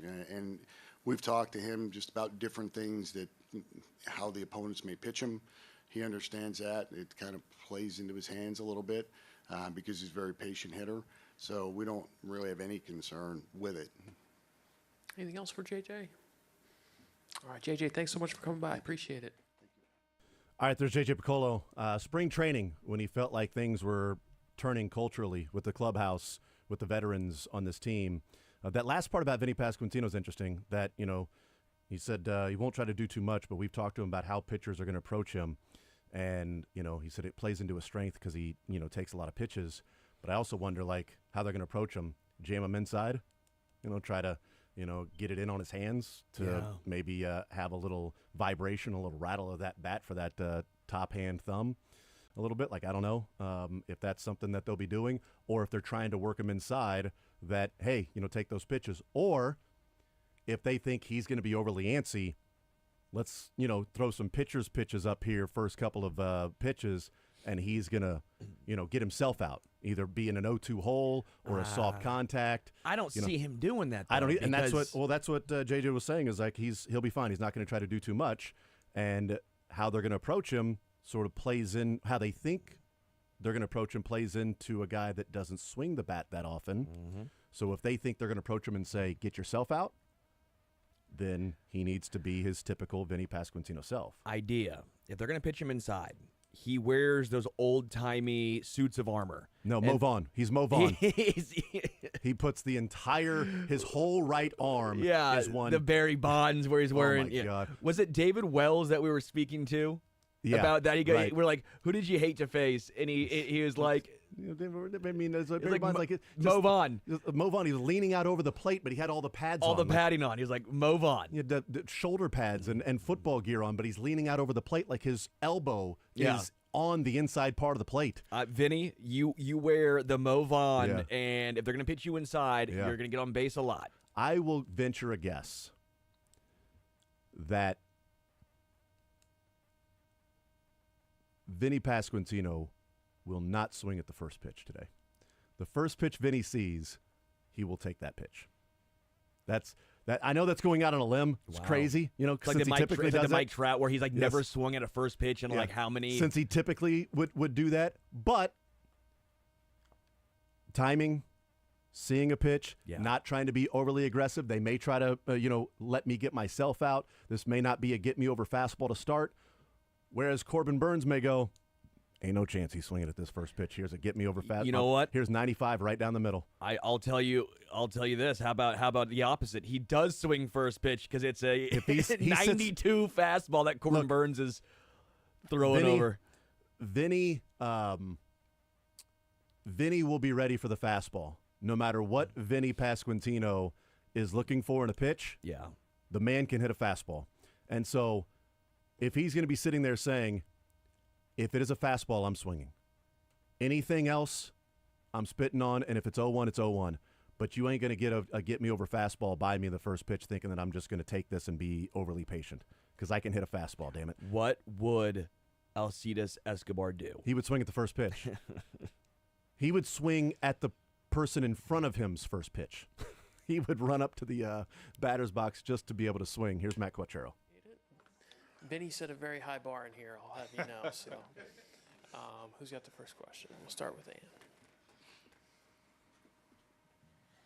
Speaking of Vinny, just what does it mean to have him back in the lineup, and when did you kind of think that it might be possible to get him back for this series?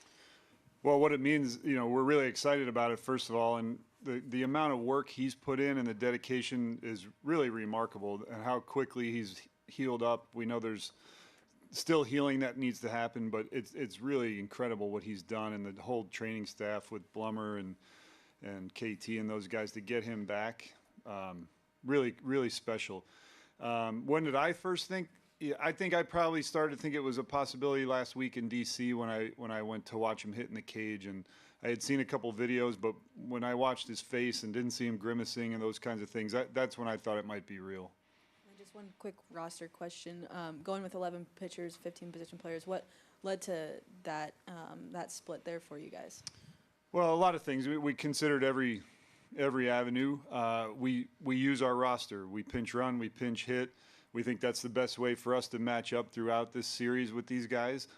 We need to be able to pinch run, and do the things that we've done all season. And at the same time, on the pitching side, our strength has been our pitching. And if the guys perform, we feel like we're going to be fine with that amount of depth. We also have length in the bullpen with Brady and with Lynch, and at this time of year, workloads and all that kind of thing are kind of out the window.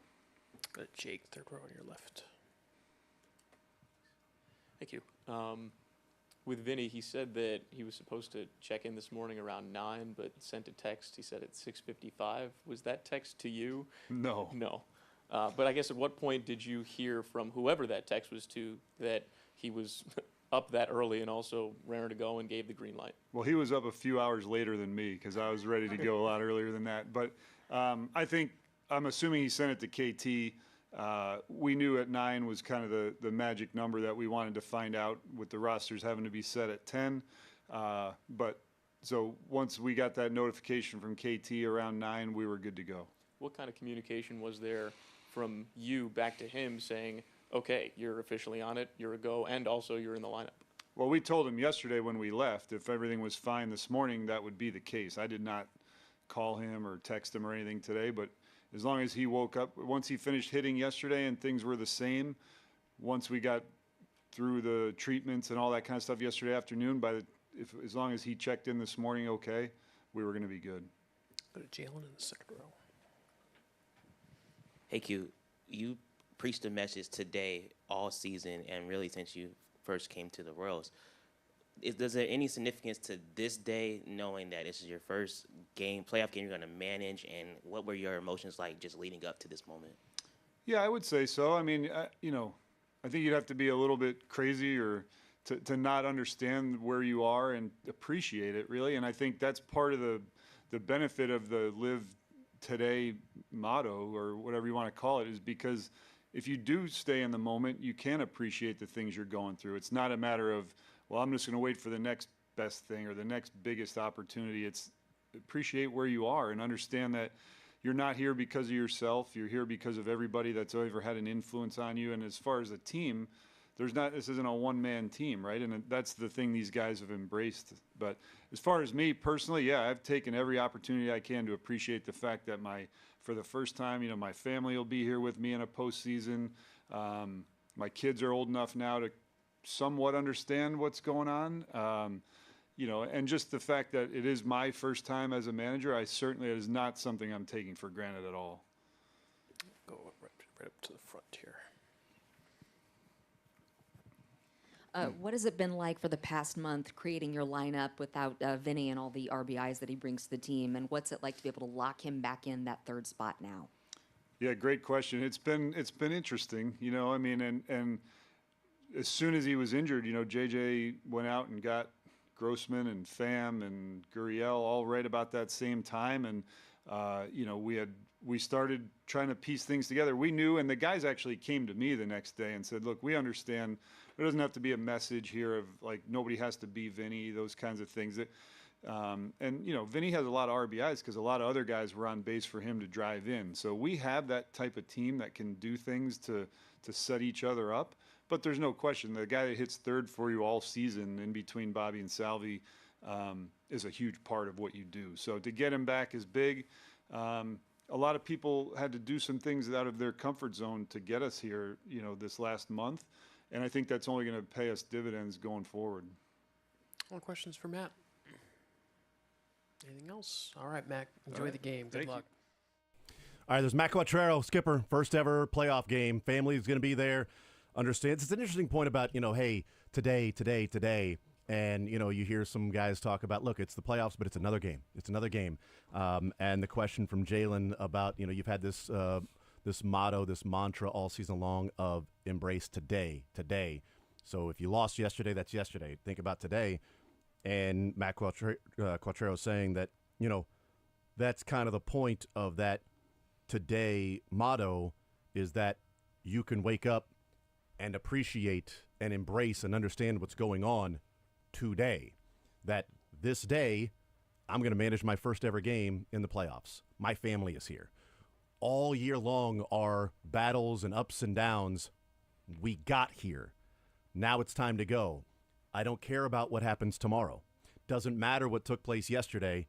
Today is all that matters for this team. And an interesting point. It's just like, there are a couple of ways of that you could look at that, but I appreciated that sort of definition and description of, the embracing and appreciating is part of the mantra, is that you're more in the moment if you are only focusing on today as a baseball player, not as a, obviously not as a parent or other things that you've got to, and work, but as a baseball player today, that's what matters. And in the postseason, it's even more than that, because in the regular season, you can focus on today all you want, but that today may not have Urseg available. Or that today may be, we've thrown Urseg back-to-back games and we throw him again today. We won't have him for tomorrow. What do we have in our bullpen? No. It's today. If Irsay's got to go 2, he's going 2. If if Reagans has to be pulled early, doesn't matter what you're setting up your bullpen for. We've got 10 games, games in 10 days, and we got to really no. Now it is today. What happens today is all that matters. You can rest your bullpen on Friday if need be. Live like Ice Cube. What's that? Today was a good day. And they didn't have to even use their ray gun. They do, actually. They'll use them today, hopefully for like 9 innings.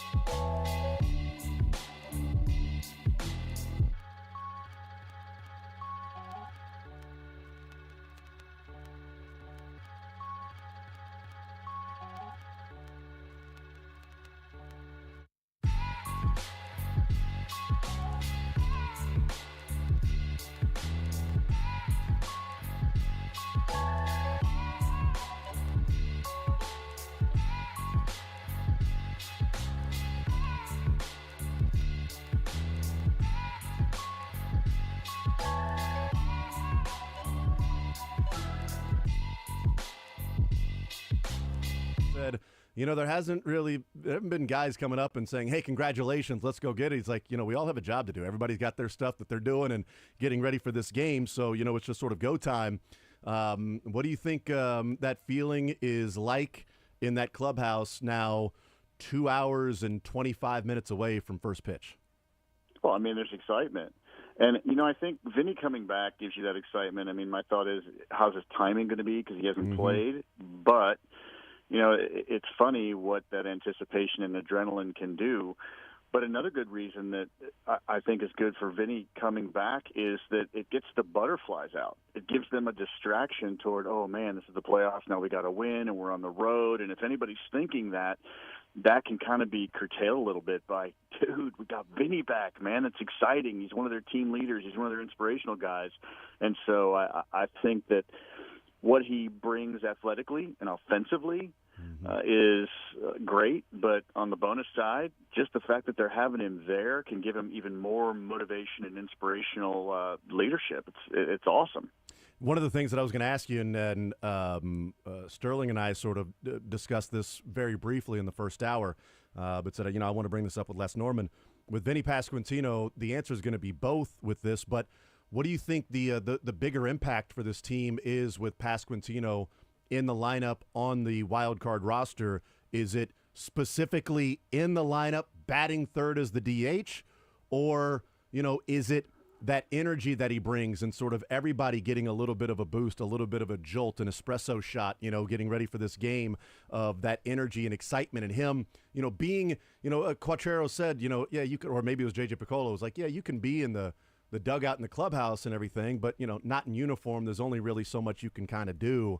But how much do you think it is the literal impact for him as the number 3 hitter and DHing, and how much do you think it is the energy that people get from him just being around and knowing, dude, we got Vinny back, let's go? I think it's 100% on both, but I would add a third one in there in the sense of those guys realize how hard he's had to work just to get back to this point. Because when we talked about it, we were thinking the earliest is what? The ALCS. The ALCS. Yes. And World Series, if that didn't quite make it. So for him to be with the team at the start of the playoffs, and for them just to see that one of their leaders is really sucking it up. Because, look, he's not 100%. Vinny at 90% is better than me at 300%. So, it's all relative, but still, for them to realize, look, there are no excuses. I'm getting after it. You're going to get after it. He's given his heart and soul, and an injury, that may not be fully healed. Even if he says it is, it may not be. And so I think it's all three of those things, actually, and I think that swings the momentum in the Royals' favor. What did you make of Vinny saying, the science and the art, that, the swing specifically coming back from the broken thumb, and he said, the swing is the science and hitting is the art, and he said, I've passed the science part of the swing. Now we have to see about the art. What do you make of that, and what he's talking about as a hitter up there in the box of the science versus the art? Okay, you just used Vinny Pasquantino's name and the words science and art in the same sentence. Mm-hmm. Come on, who told him to say that? There's no way. Here's the thing, though. He might sometimes be caveman dumb, but when it comes to a hitter, he might just be a savant as well. You know what I mean? It's Vinny. It's Vinny Picasso. Right. Vinny Picasso. Vinny Plato and Vinny Picasso. That's right. Right. Yes. The science and then the art. There we go. There you go. Interestingly enough, you mentioned Picasso. Picasso is one of my favorite quotes of all time. The meaning of life is to discover your gift, and the purpose of life is to give it away. And so maybe, just maybe, Vinny has adopted that quote, and his passion is hitting, and so maybe he's diving into the side of Vinny that we don't know. So either way, I love that he's saying it. I love that he's thinking that. And again, it's just to put that in the simplest of forms. I think that's just Vinny saying, hey, let's get after it, man. I'm ready to go. We got the Royals game coming up at 3 o'clock right here on Sports Radio 810 WHB. Your home for Major League Baseball playoffs and the wild card divisional series, the ALCS, NLCS, the World Series. It's all right here on Sports Radio 810 WHB. Basically everything that's bleeping great. That's what I've heard somebody say around here, the home for everything that's bleeping great. right here on Sports Radio 810 WHB. Cole Reagans, he's a guy that, Les, we called the stopper, that he had stepped up a number of times, and it seemed like when the game was big, he answered that bell. This is a different beast, right? It's a different animal. He said yesterday, look, I'm going out to start a game. I appreciate the faith they have in me, and it's awesome that they've, chosen me, and there's that confidence they have in me, so you love that. It's like, but it's a baseball game, and I've got to go out there, and I've got to pitch, and I've got to do the things that I can do. Mike Boddicker talked about this morning, Les, that, in the postseason, that there's all the hoopla and the buildup and everything, and he said, there was that part of it, but then he running out to the mound, and when he crossed the white line, and he said, when I got up on the bump, it was like, okay, now I'm comfortable. All right, this is where I'm supposed to be. Let's play ball. Let's just go out there and let's throw the ball. Let's pitch.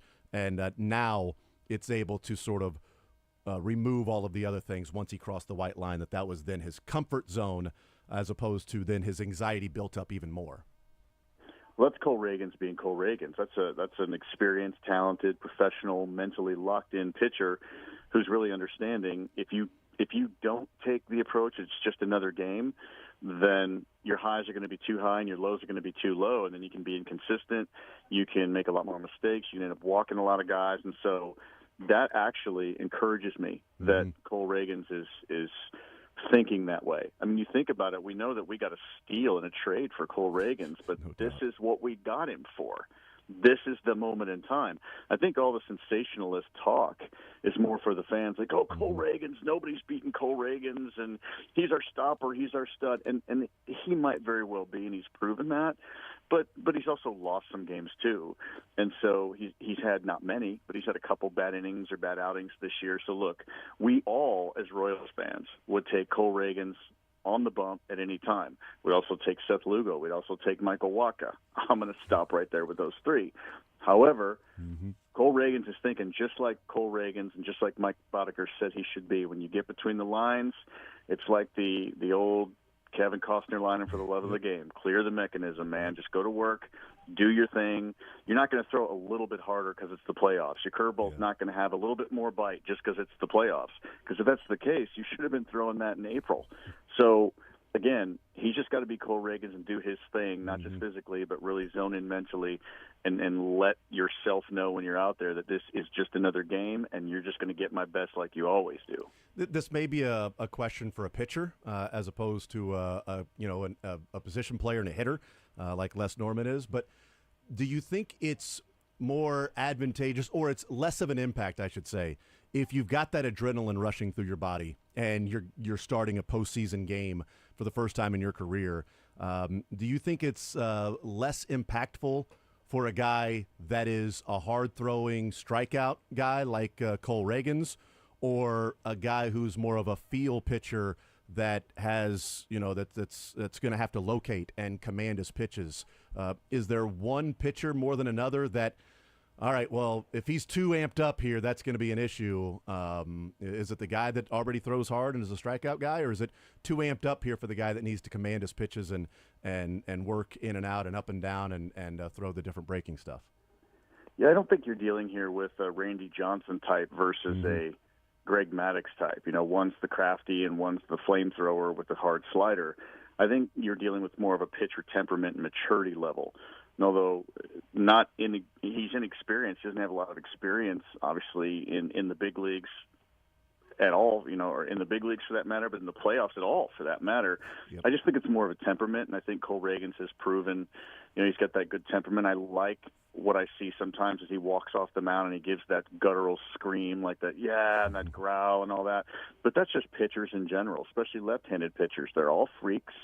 They're all, not all, but most of them are studs anyway. They're hard to figure out. And so I just think that's more of a temperament of what a pitcher should be, and it's not related to a guy that just throws gas.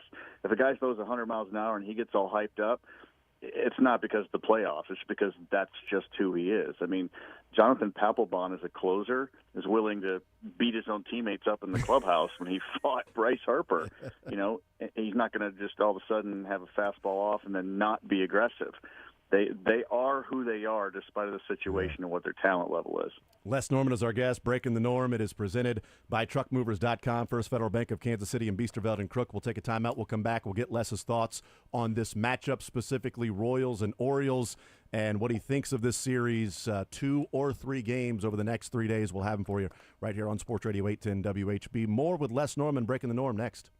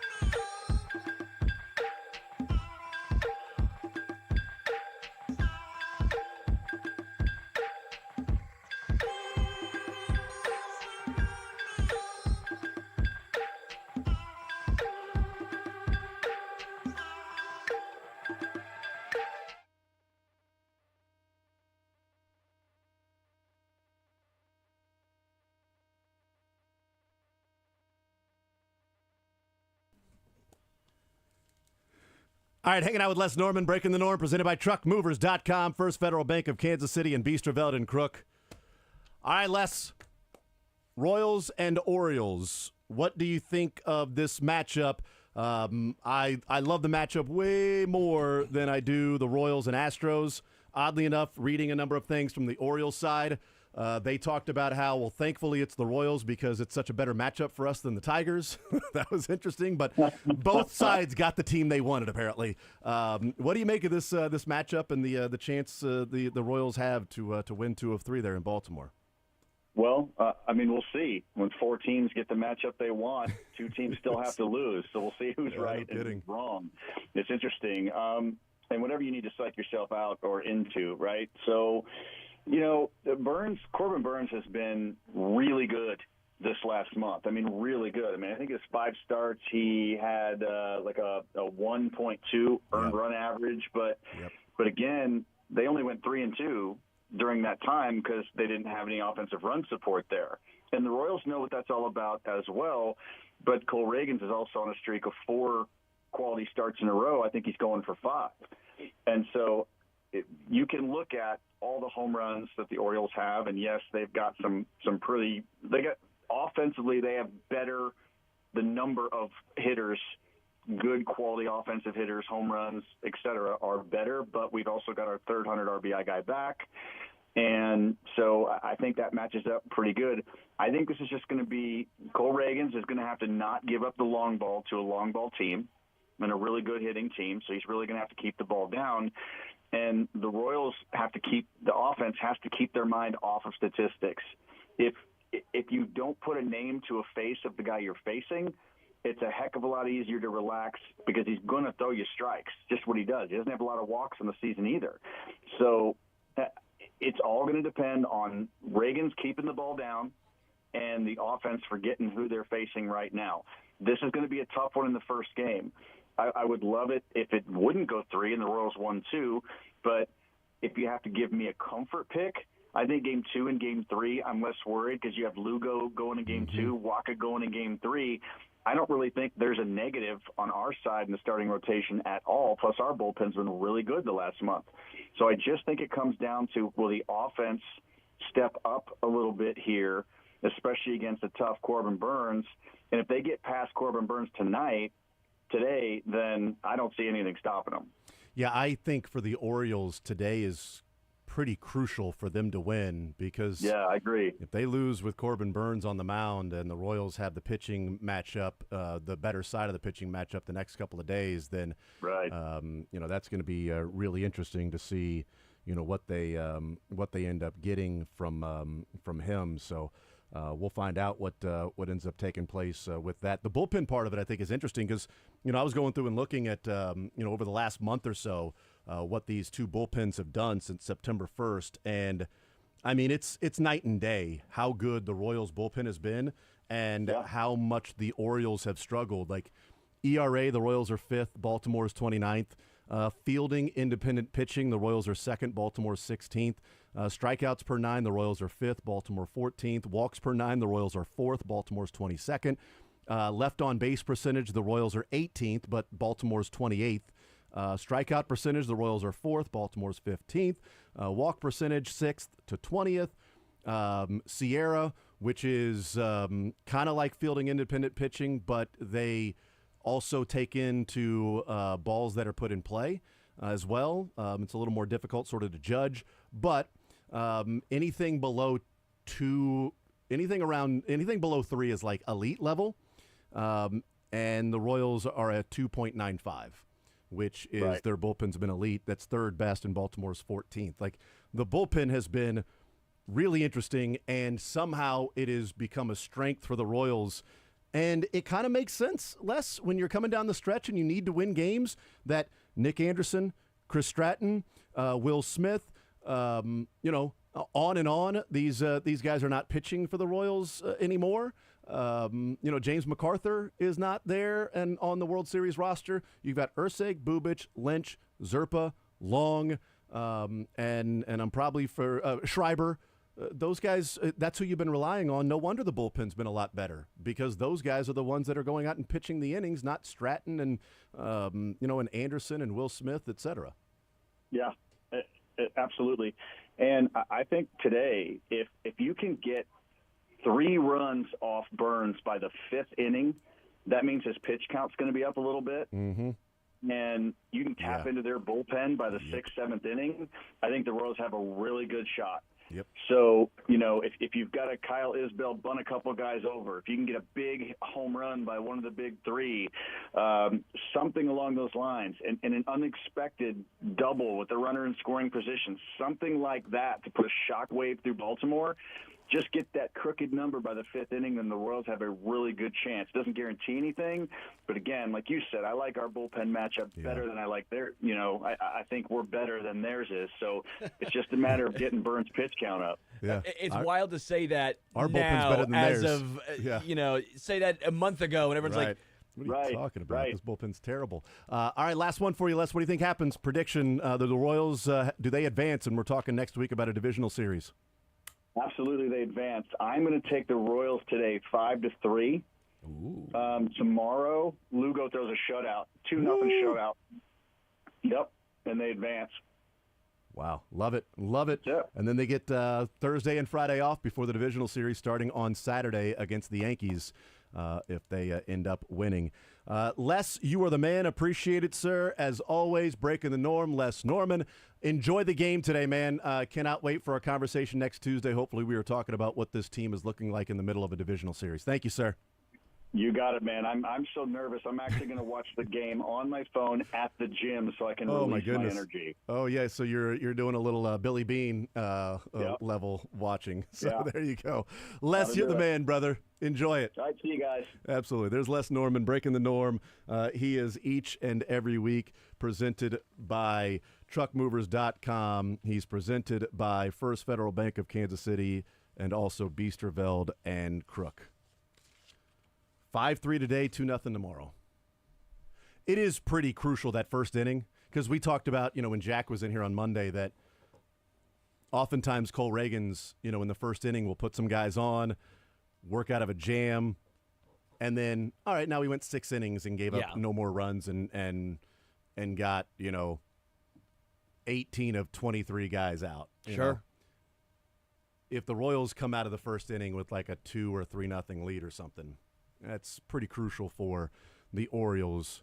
Same thing being the exact opposite as well. If the Royals get to the top of the second, they're down 3-0, and somehow they got a 3-run spot on the board for the Orioles. This is a crucial game for Baltimore because the Royals have the better pitching matchup tomorrow and Thursday, and they have the better bullpen as well.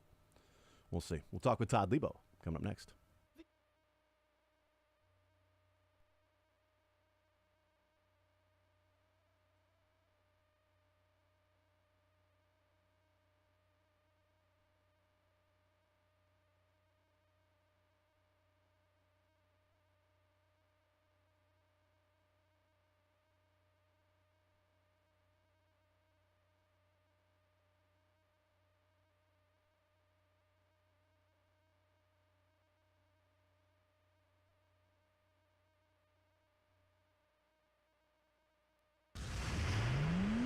And now, on Sports Radio 810 Sports Center.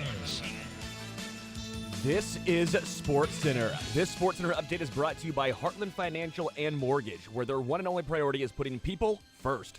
Check them out at hfmkc.com. The Royals back in the playoffs, facing the Baltimore Orioles.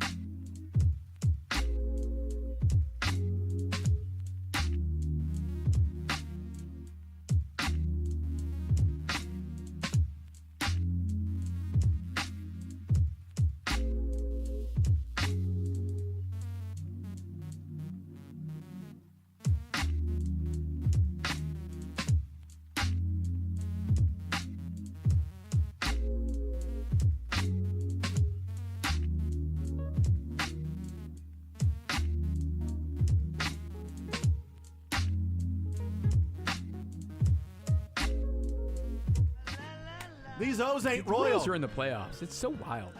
Isn't it, though? It was such a weird way. I mean, they didn't win. They waited around for an hour and a half. They got to party. Yeah. And they haven't been home. And if they win, then they'll go to New York. They won't go home. Unless they win the next 2 days, because then Thursday and Friday they'd have off. Yeah, they so maybe they come would home probably for come that, home yeah. for Thursday and then head to New Probably, York. Change clothes, right? Freshen up your luggage. Yeah, because I mean, Just buy new clothes. That's just the stuff don't you have the have to money. kind of be ready for. You have to be Yeah. like, all right, so you guys are going, and now you have to. You could be going to Houston. You could be going to Baltimore. You could be whatever. Right. It's like the poor Diamondbacks guys yesterday. They just had all their bags packed, sitting at the ballpark. Go home, kids. What's like the vacation's yeah, I know, on. that sucks. It's like the guys you're playing in your conference tournament, and then you are in the play-in game. Yeah. So then you're Straight at the to conference tournament, Dayton. and Let's you're go. watching the selection show. Then you're heading to Dayton, and then after that you're heading to whatever Well, the and, place you're going to be playing. I mean, you got to get your homework done and all that stuff for those. That's guys. the most important That's thing. The 'cause student it's athlete. right in the middle of midterms. Yeah, student it's just athletes. difficult. There. I didn't go to college for school. I didn't come here to play school. They came here to this play is football. it's an interesting thing with how this has gone. It's just different than it was before. You know, they clinched on the road, and you've told this story before. You'd driven up there Yeah, I in was in Chicago. Chicago and, in 2014 You know, then when they they had a little clinched. time off, and they didn't know what they were going to be doing, where and when, and whatever. Yeah. And they came home. They had it was 10 years ago last night, yesterday for Yeah. the because my phone, the little memories pop up, and I remember Yeah. being at the Monday Night Football game, and before the Monday Night Football game, they had the availability for the A's and the Royals, that Yeah. pregame stuff. So I went out there. We had those pregame press conferences. Then I just stayed there for the playoffs. I mean, for the Patriots game, Playoffs? and watched that. And Tom Brady was toast. His career Yeah. was over. Right, the dynasty was done. Is that night. done that night, and then they won 3 more Super Bowls, roughly, something like that, Give or take. You know, that happened, and then the next day was that just a crazy 2 days in sports in Kansas City. Yeah, and then it was just kind of off and running. You just don't know. You don't know what the run is going to be. Right. They very easily could have lost that game, and there'd been nothing. But they won that game, and then they went on the run. The Royals, now it's different. You could lose today; it's not the end of the world, but you want to win the first one and kind of see how it goes. Because last year, all the wild card series went 2 games. The home team didn't win them all. Not one team, not one game went to game 3. Yeah. Now 2 road teams won twice. Yeah, right. But you know, we haven't. This is still newish for everyone, so we'll see how this goes. But yeah, you know, you got this today, tomorrow, Thursday. If they win 2, they'll probably come home. But if they have to play Thursday, they're not going home. No, go they back go to New York. Just go straight You know, there. you're From not- Baltimore to New York, it ain't that far of a trip. Get on the No. train. Take the Yeah. train. You know what? Try to lower your carbon footprint. You Yeah. know, just go straight from instead of Baltimore to here. I've taken then many back. trains to the Northeast. Sure you have. See, The There you go. Excel. I Yeah, took the from Philly. train. I took the train from Philly to New York many Yeah. a time. Many a time. Yesterday, I learned the difference between a train and a boat. I wrote this song before that. Train on a water, boat on the tracks. That's right. Yeah. Todd Lebo is hanging out. You know what, Todd? We talked about in the first hour of just like the unknown of what the next month could be, or the next 2 days, or 3 days. That might be all there is. But you know, the legacy that can either be made good or bad in these games. That just looking back to that group of players in 14 and 15, if they don't find a way to come back against the A's, and they don't have sort of that belief that, no, not only do we think we're good enough, we were 90 feet away from tying Game 7 of the World Series and carrying that over into we're the big bad dogs on the block this year in 15. We're the favorites. We're going to do it. We're the best team in the American League. We're going to play like it and go and win a World Series. If that doesn't happen, like the view of that group of players is just so stark and different of how do we remember Moustakas?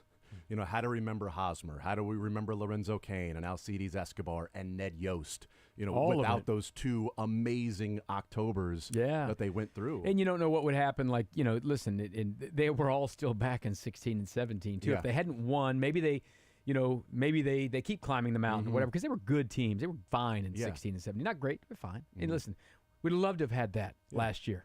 Right. Win That'd be 80 awesome. games or whatever Yeah, they it were, was. 516 and tell us all a the little time. below in And 17. when they were back here for the 10-year thing, Moose talked about it a little bit when we had that those scrum interviews down there at the hotel. He had gotten pinch hit for in the 9th inning of the wild card game. I mean, they were like, Josh Willingham gives us a better chance to win than you. His And he final did? final at bat of his Major League Baseball career was that at bat. He blooped a hit down there. Mm-hmm. They end up tying it. They win the game, and then all of a sudden Moose gets back in the lineup, hits a home run, does some things, and then all of a sudden his whole career probably changed from getting more chances to play in October. Because if you sit there and chew on, I got pinch hit for by a dude who quit baseball in the most important game this franchise has had in 29 years, who am I? Yeah. You know what I mean? Yeah, and then the very next game, he hits the extra innings home run. Yeah, against the Angels. So you just get going at that point. So that you can absolutely redefine your career, your season, and all that stuff in these next few hours, hopefully weeks, or weeks. Yeah, you don't know how it'll go. And the Royals have it. I mean, they have something that looks like it could be around for another year or so. But they still. I mean, these they've been great with the pitchers, but Seth Lugo is not 26 and on a 7-year deal. I mean, these Michael Wacha, same thing. So this is, you need to take advantage of these. That's what we talked about for the last month. We have seen this in Kansas City. You don't get opportunities to go for it and go win all the time. And when you have the start you bank the wins, you have good young players, and you have these pitchers who are pitching well. You have to make all the moves they made. They did it. Vinny got hurt a month ago, and they just scratched and clawed and turned over every rock to find anyone who could play. And you look up tonight, and Yuri Gurriel is going to be in the lineup, and Tommy Pham's in the lineup, and they weren't Royals a month ago. So it's just like you have to just keep trying and trying and trying, because you don't get these opportunities all the time. Yeah, I was just going to add to kind of what he was saying about the change in, your fortune as far as going from regular season to postseason. It's almost as if the reset to zero has different effects on, like, if you're hot, it might just completely throw away everything you were doing, and also vice versa. If you're having a struggling season, you're at zero. So you have a completely clean slate in the most important part of the season. Yeah, you can really change everything, good or bad, either way. This is when you make your legacies. Listen, George Brett was a great player, but he was also a great October player. Got big hits for him in the postseason and did those things. And there are plenty, like Frank White was a really good postseason player, better postseason player than probably. He had big moments than he was in the regular season. Reggie Jackson was Mr. October. Yeah. Barry Bonds was atrocious in the postseason with Pittsburgh. Not good at all. And then he finally got his chance on the biggest stage with San Francisco, and it couldn't have been any better. Yeah. But it still wasn't enough to win. So you have your chances to go do these things, and this is where you make your legacies, because there are a lot more eyeballs, more attention on these games than the others. Well, and I think what the Royals' advantage from a sort of between the ears mental part of baseball would be in these 1, 2, 3 games is that this is now let's go have some fun and see what we can do. The Orioles 2 years ago finally got back to above 500. Didn't make the postseason, but hey, we're ready to go. Last year, best record in baseball, and they get swept in the divisional round by the Rangers, 3-0. This year now, it hasn't been as good as they thought it would be. They haven't had the season they were hoping for. They're not the American League East Division champs. They're the wild card team. They have experience in this, but also it's like you don't come through this year. Yay. We talk about the narratives of teams and what 14 and 15 did for that group of players in Kansas City. It did the opposite for the Orioles in 14 and 15, because they fell off the face of the earth, because they was playoff teams. And now this group of players, if Adley Rutschman struggles again in this 3-game series, if Gunnar Henderson doesn't come through, like if certain things happen in these 2 or 3 games, now if you're Baltimore, you're going, all right, you've been amazing for 2 years and you've got nothing to show for it, right? The Royals were a 100-loss team last year. Cowboys discourse. Yeah, they came in and beat you. The Rangers were doing nothing. Then they came in and beat you last year. The Royals were doing nothing. Then all of a sudden they jump up and they beat you that year. Like, okay, regular season, who cares? Like, what are you going to do in the postseason? Then it starts to build on it to a degree. I mean, they did go out and get Corbin Burns for that was for supposed this. to be. This was supposed to be. Yeah, this was their get over the hump. Yeah, this is why they got Corbin Burns. Is for today. Yeah, it's for 2 hours and they've gotten from now. to here, and now it'll be go time. Yeah, now there's a lot more pressure on Baltimore in this series than there is the Royals. I mean, obviously both teams want to go to the World Series, and I don't think the Royals are going, hey, we're just happy to be here. This is fun. But there is an element of the collective concern and anxiety in Camden Yards than around Kansas City. A lot more pressure. Yeah. They probably didn't wake up as excited and thrilled. They're probably more or less a little tight. Oh, yeah. A little tight. Here in Kansas City, we're like, heck yeah. Look at 10 years ago. Look at 9 years. Look at all the glorious things that happened. They're back. It's the Chiefs during the postseason. Of course, they've got Super Bowls, but it's like a win is the only thing just to hit to shoot par. A loss is disaster. Win is not exhilarating. Yeah. Win is that's what it is for the Orioles in the wild card. Winning the wild card is just expected. Yeah, losing you better. is disaster. Yeah, it is interesting. These two cities, you think about these things. Like in 2014, I mean, Kansas City within like really 48 hours turned into a crazy baseball town because of the wild card game. But people before they even won the wild card game were super excited to be in the playoffs because it had been so long.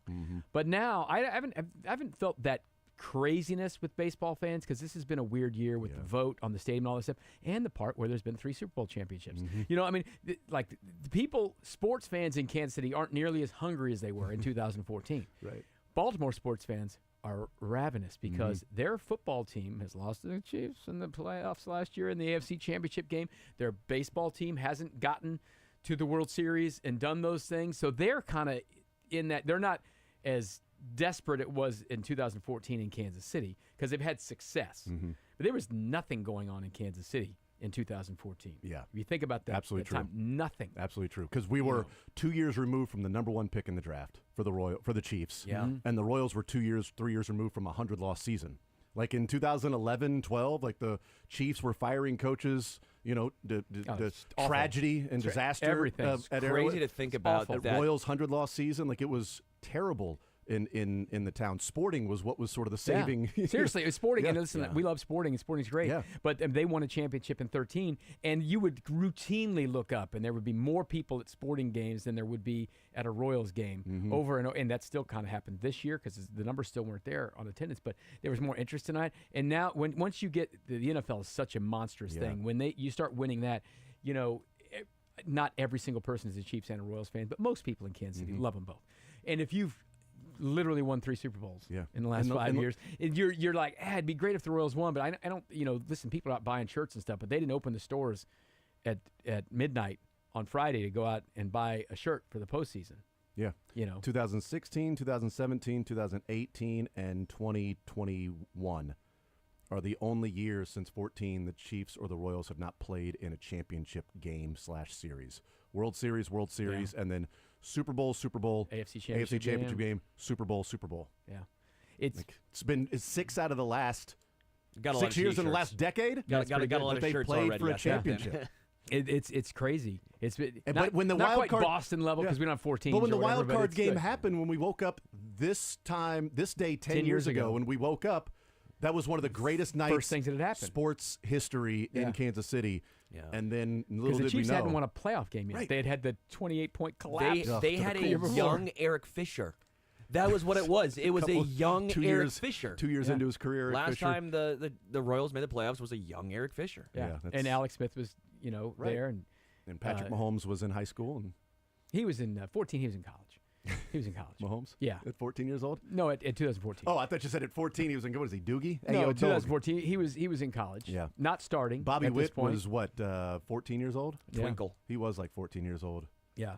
'Cause, But yeah. so a lot of stuff has changed in that 10 years. Obviously, is how it's gone. But Yeah. it's been fun, and this should be fun. I mean, they've got a couple of games to go do this, and they have very good chances to win these games because they've got good pitching. But as we've said, you better score some runs, and that's what Vinny Pasquantino will hopefully do for them: score some freaking runs, because you can pitch your butt off. But if you don't go out and score 4 runs or something, it's going to be tough for them. And let's just hopefully that'll happen. Hopefully Bobby Witt will see a pitch. You know, Exactly. Yeah, that's a great point. Yeah. see they a won't- pitch. Let's yeah. go. Michael Massey is leading off today. I think playoff Bobby's going to be great. I do. I expect the best out of him. I do too. We had a text earlier today with when we said that Michael Massey is leading off. We went through the lineup.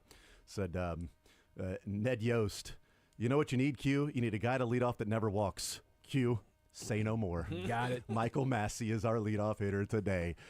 We will take a timeout. We'll come back. We do have that Royals-Orioles for you right here on Sports Radio 810 WHB, your home of Major League Baseball, the playoffs, and somebody said everything that's bleeping great. It's right here on Sports Radio 810 WHB. The program will be at 2 o'clock leading up into the game, and then after the game is over, the program will be on tomorrow. Jack Johnson will be on after the game is over for the Royals and Orioles, and hopefully we're talking about, and Jack's breaking down the Royals winning a series and getting ready for the Yanks in New York. We'll take a timeout. We'll come back. Fact or Fiction next.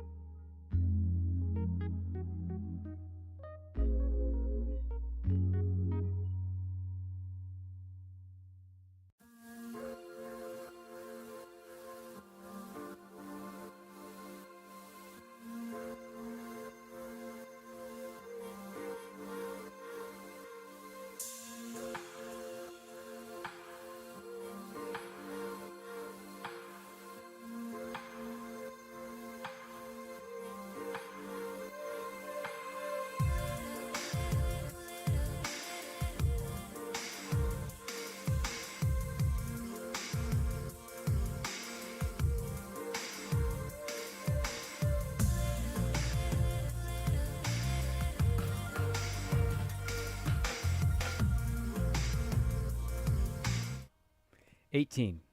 Oh, man. No, 19. Oh, you mother. I'm going to go 27 in a Father row. of your 27? 27 in a row. You father of your kids. Wow, so perfect game? Is that what you're Is that calling what that's it? called? Okay. Well, I mean, you could also walk a guy and get a double play. No, he's going perfect I said game. in a row. He said perfect In a game. row, okay. He said in a row, man. By the way, the Tigers have broken up Fran Valdez's no-hitter in the second inning. So just as a heads up. Tariq Skubal still has one going, though. So there you go. I was going to say 19. I'll go 18.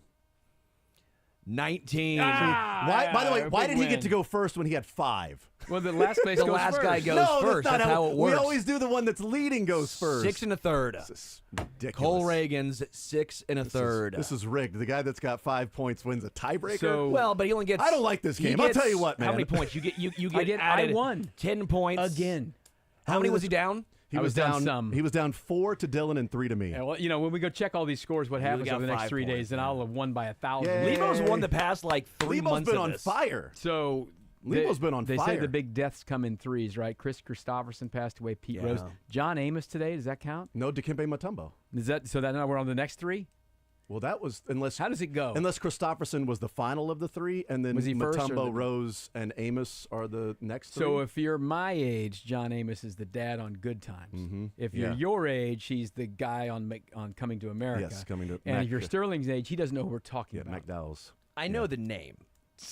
He Good also played times. for the Chiefs. I know McDowell's. Yes. Back in the day, it was Big a Mick. We got the preseason Golden type Arches. We player. got the Golden Hanging Arcs. in a jive. One We of got the the Big favorite Mac. We got the Big times. Mick. One of the favorite things I ever did at Radio Row, I think in San Diego in 2002, I got John Amos on the air. It was like one of the coolest things ever. I don't know why he was at Radio Row, but I'm like, that's James Evans. He's having a good Father time. on Good Times. That's You why know, he's there. Good Times was a television show. I know this. I know the theme song. Do you? Yeah. Yeah, we had that conversation about what the words are. Yeah, what the Nobody lyrics knows what were. the words are. There's Hanging lot in of a chow line, hanging in a jiving. Yeah, we Could don't be know. anything. Tigers up 1-0. Fran Valdez 2 outs in the top of the second. See, there you go. That's first one and of your second. deals. The Tigers So they're- win this game, and you said they were going to get swept. I want my points back. I win this thing But by you a already- billion. You've already won, The Todd. game's over in the second. Is that what it is? That's how it works. Tell the Royals in 14 that guy. Here's the deal. The Tigers are whipping Make Valdez that right could now. be 2-0. Let's go, 2 Tigers. outs. They're going to send them. Play at the plate. Easy. No play at the plate. Yeah. Drake is not I'm not happy by the way, with you guys I'm- right now. I'm not giving play-by-play. I'm just saying what had happened. What I'm had just happened saying was, what had happened was. Hey, sorry I beat you guys so bad. It's all good, man. You know what? There are crazy comebacks that happen in sports all the time, and Houston's going to probably pull one of those things out today. So there you go. Todd, you're the man. Appreciate it, sir. Coming up an hour from now, we've got the Royals and Orioles, the home of everything that's bleeping great, is Sports Radio 810, including the Major League Baseball playoffs and the World Series, and the home of the program was Ren Petro and Curtis Sevold and Adam also. That's next.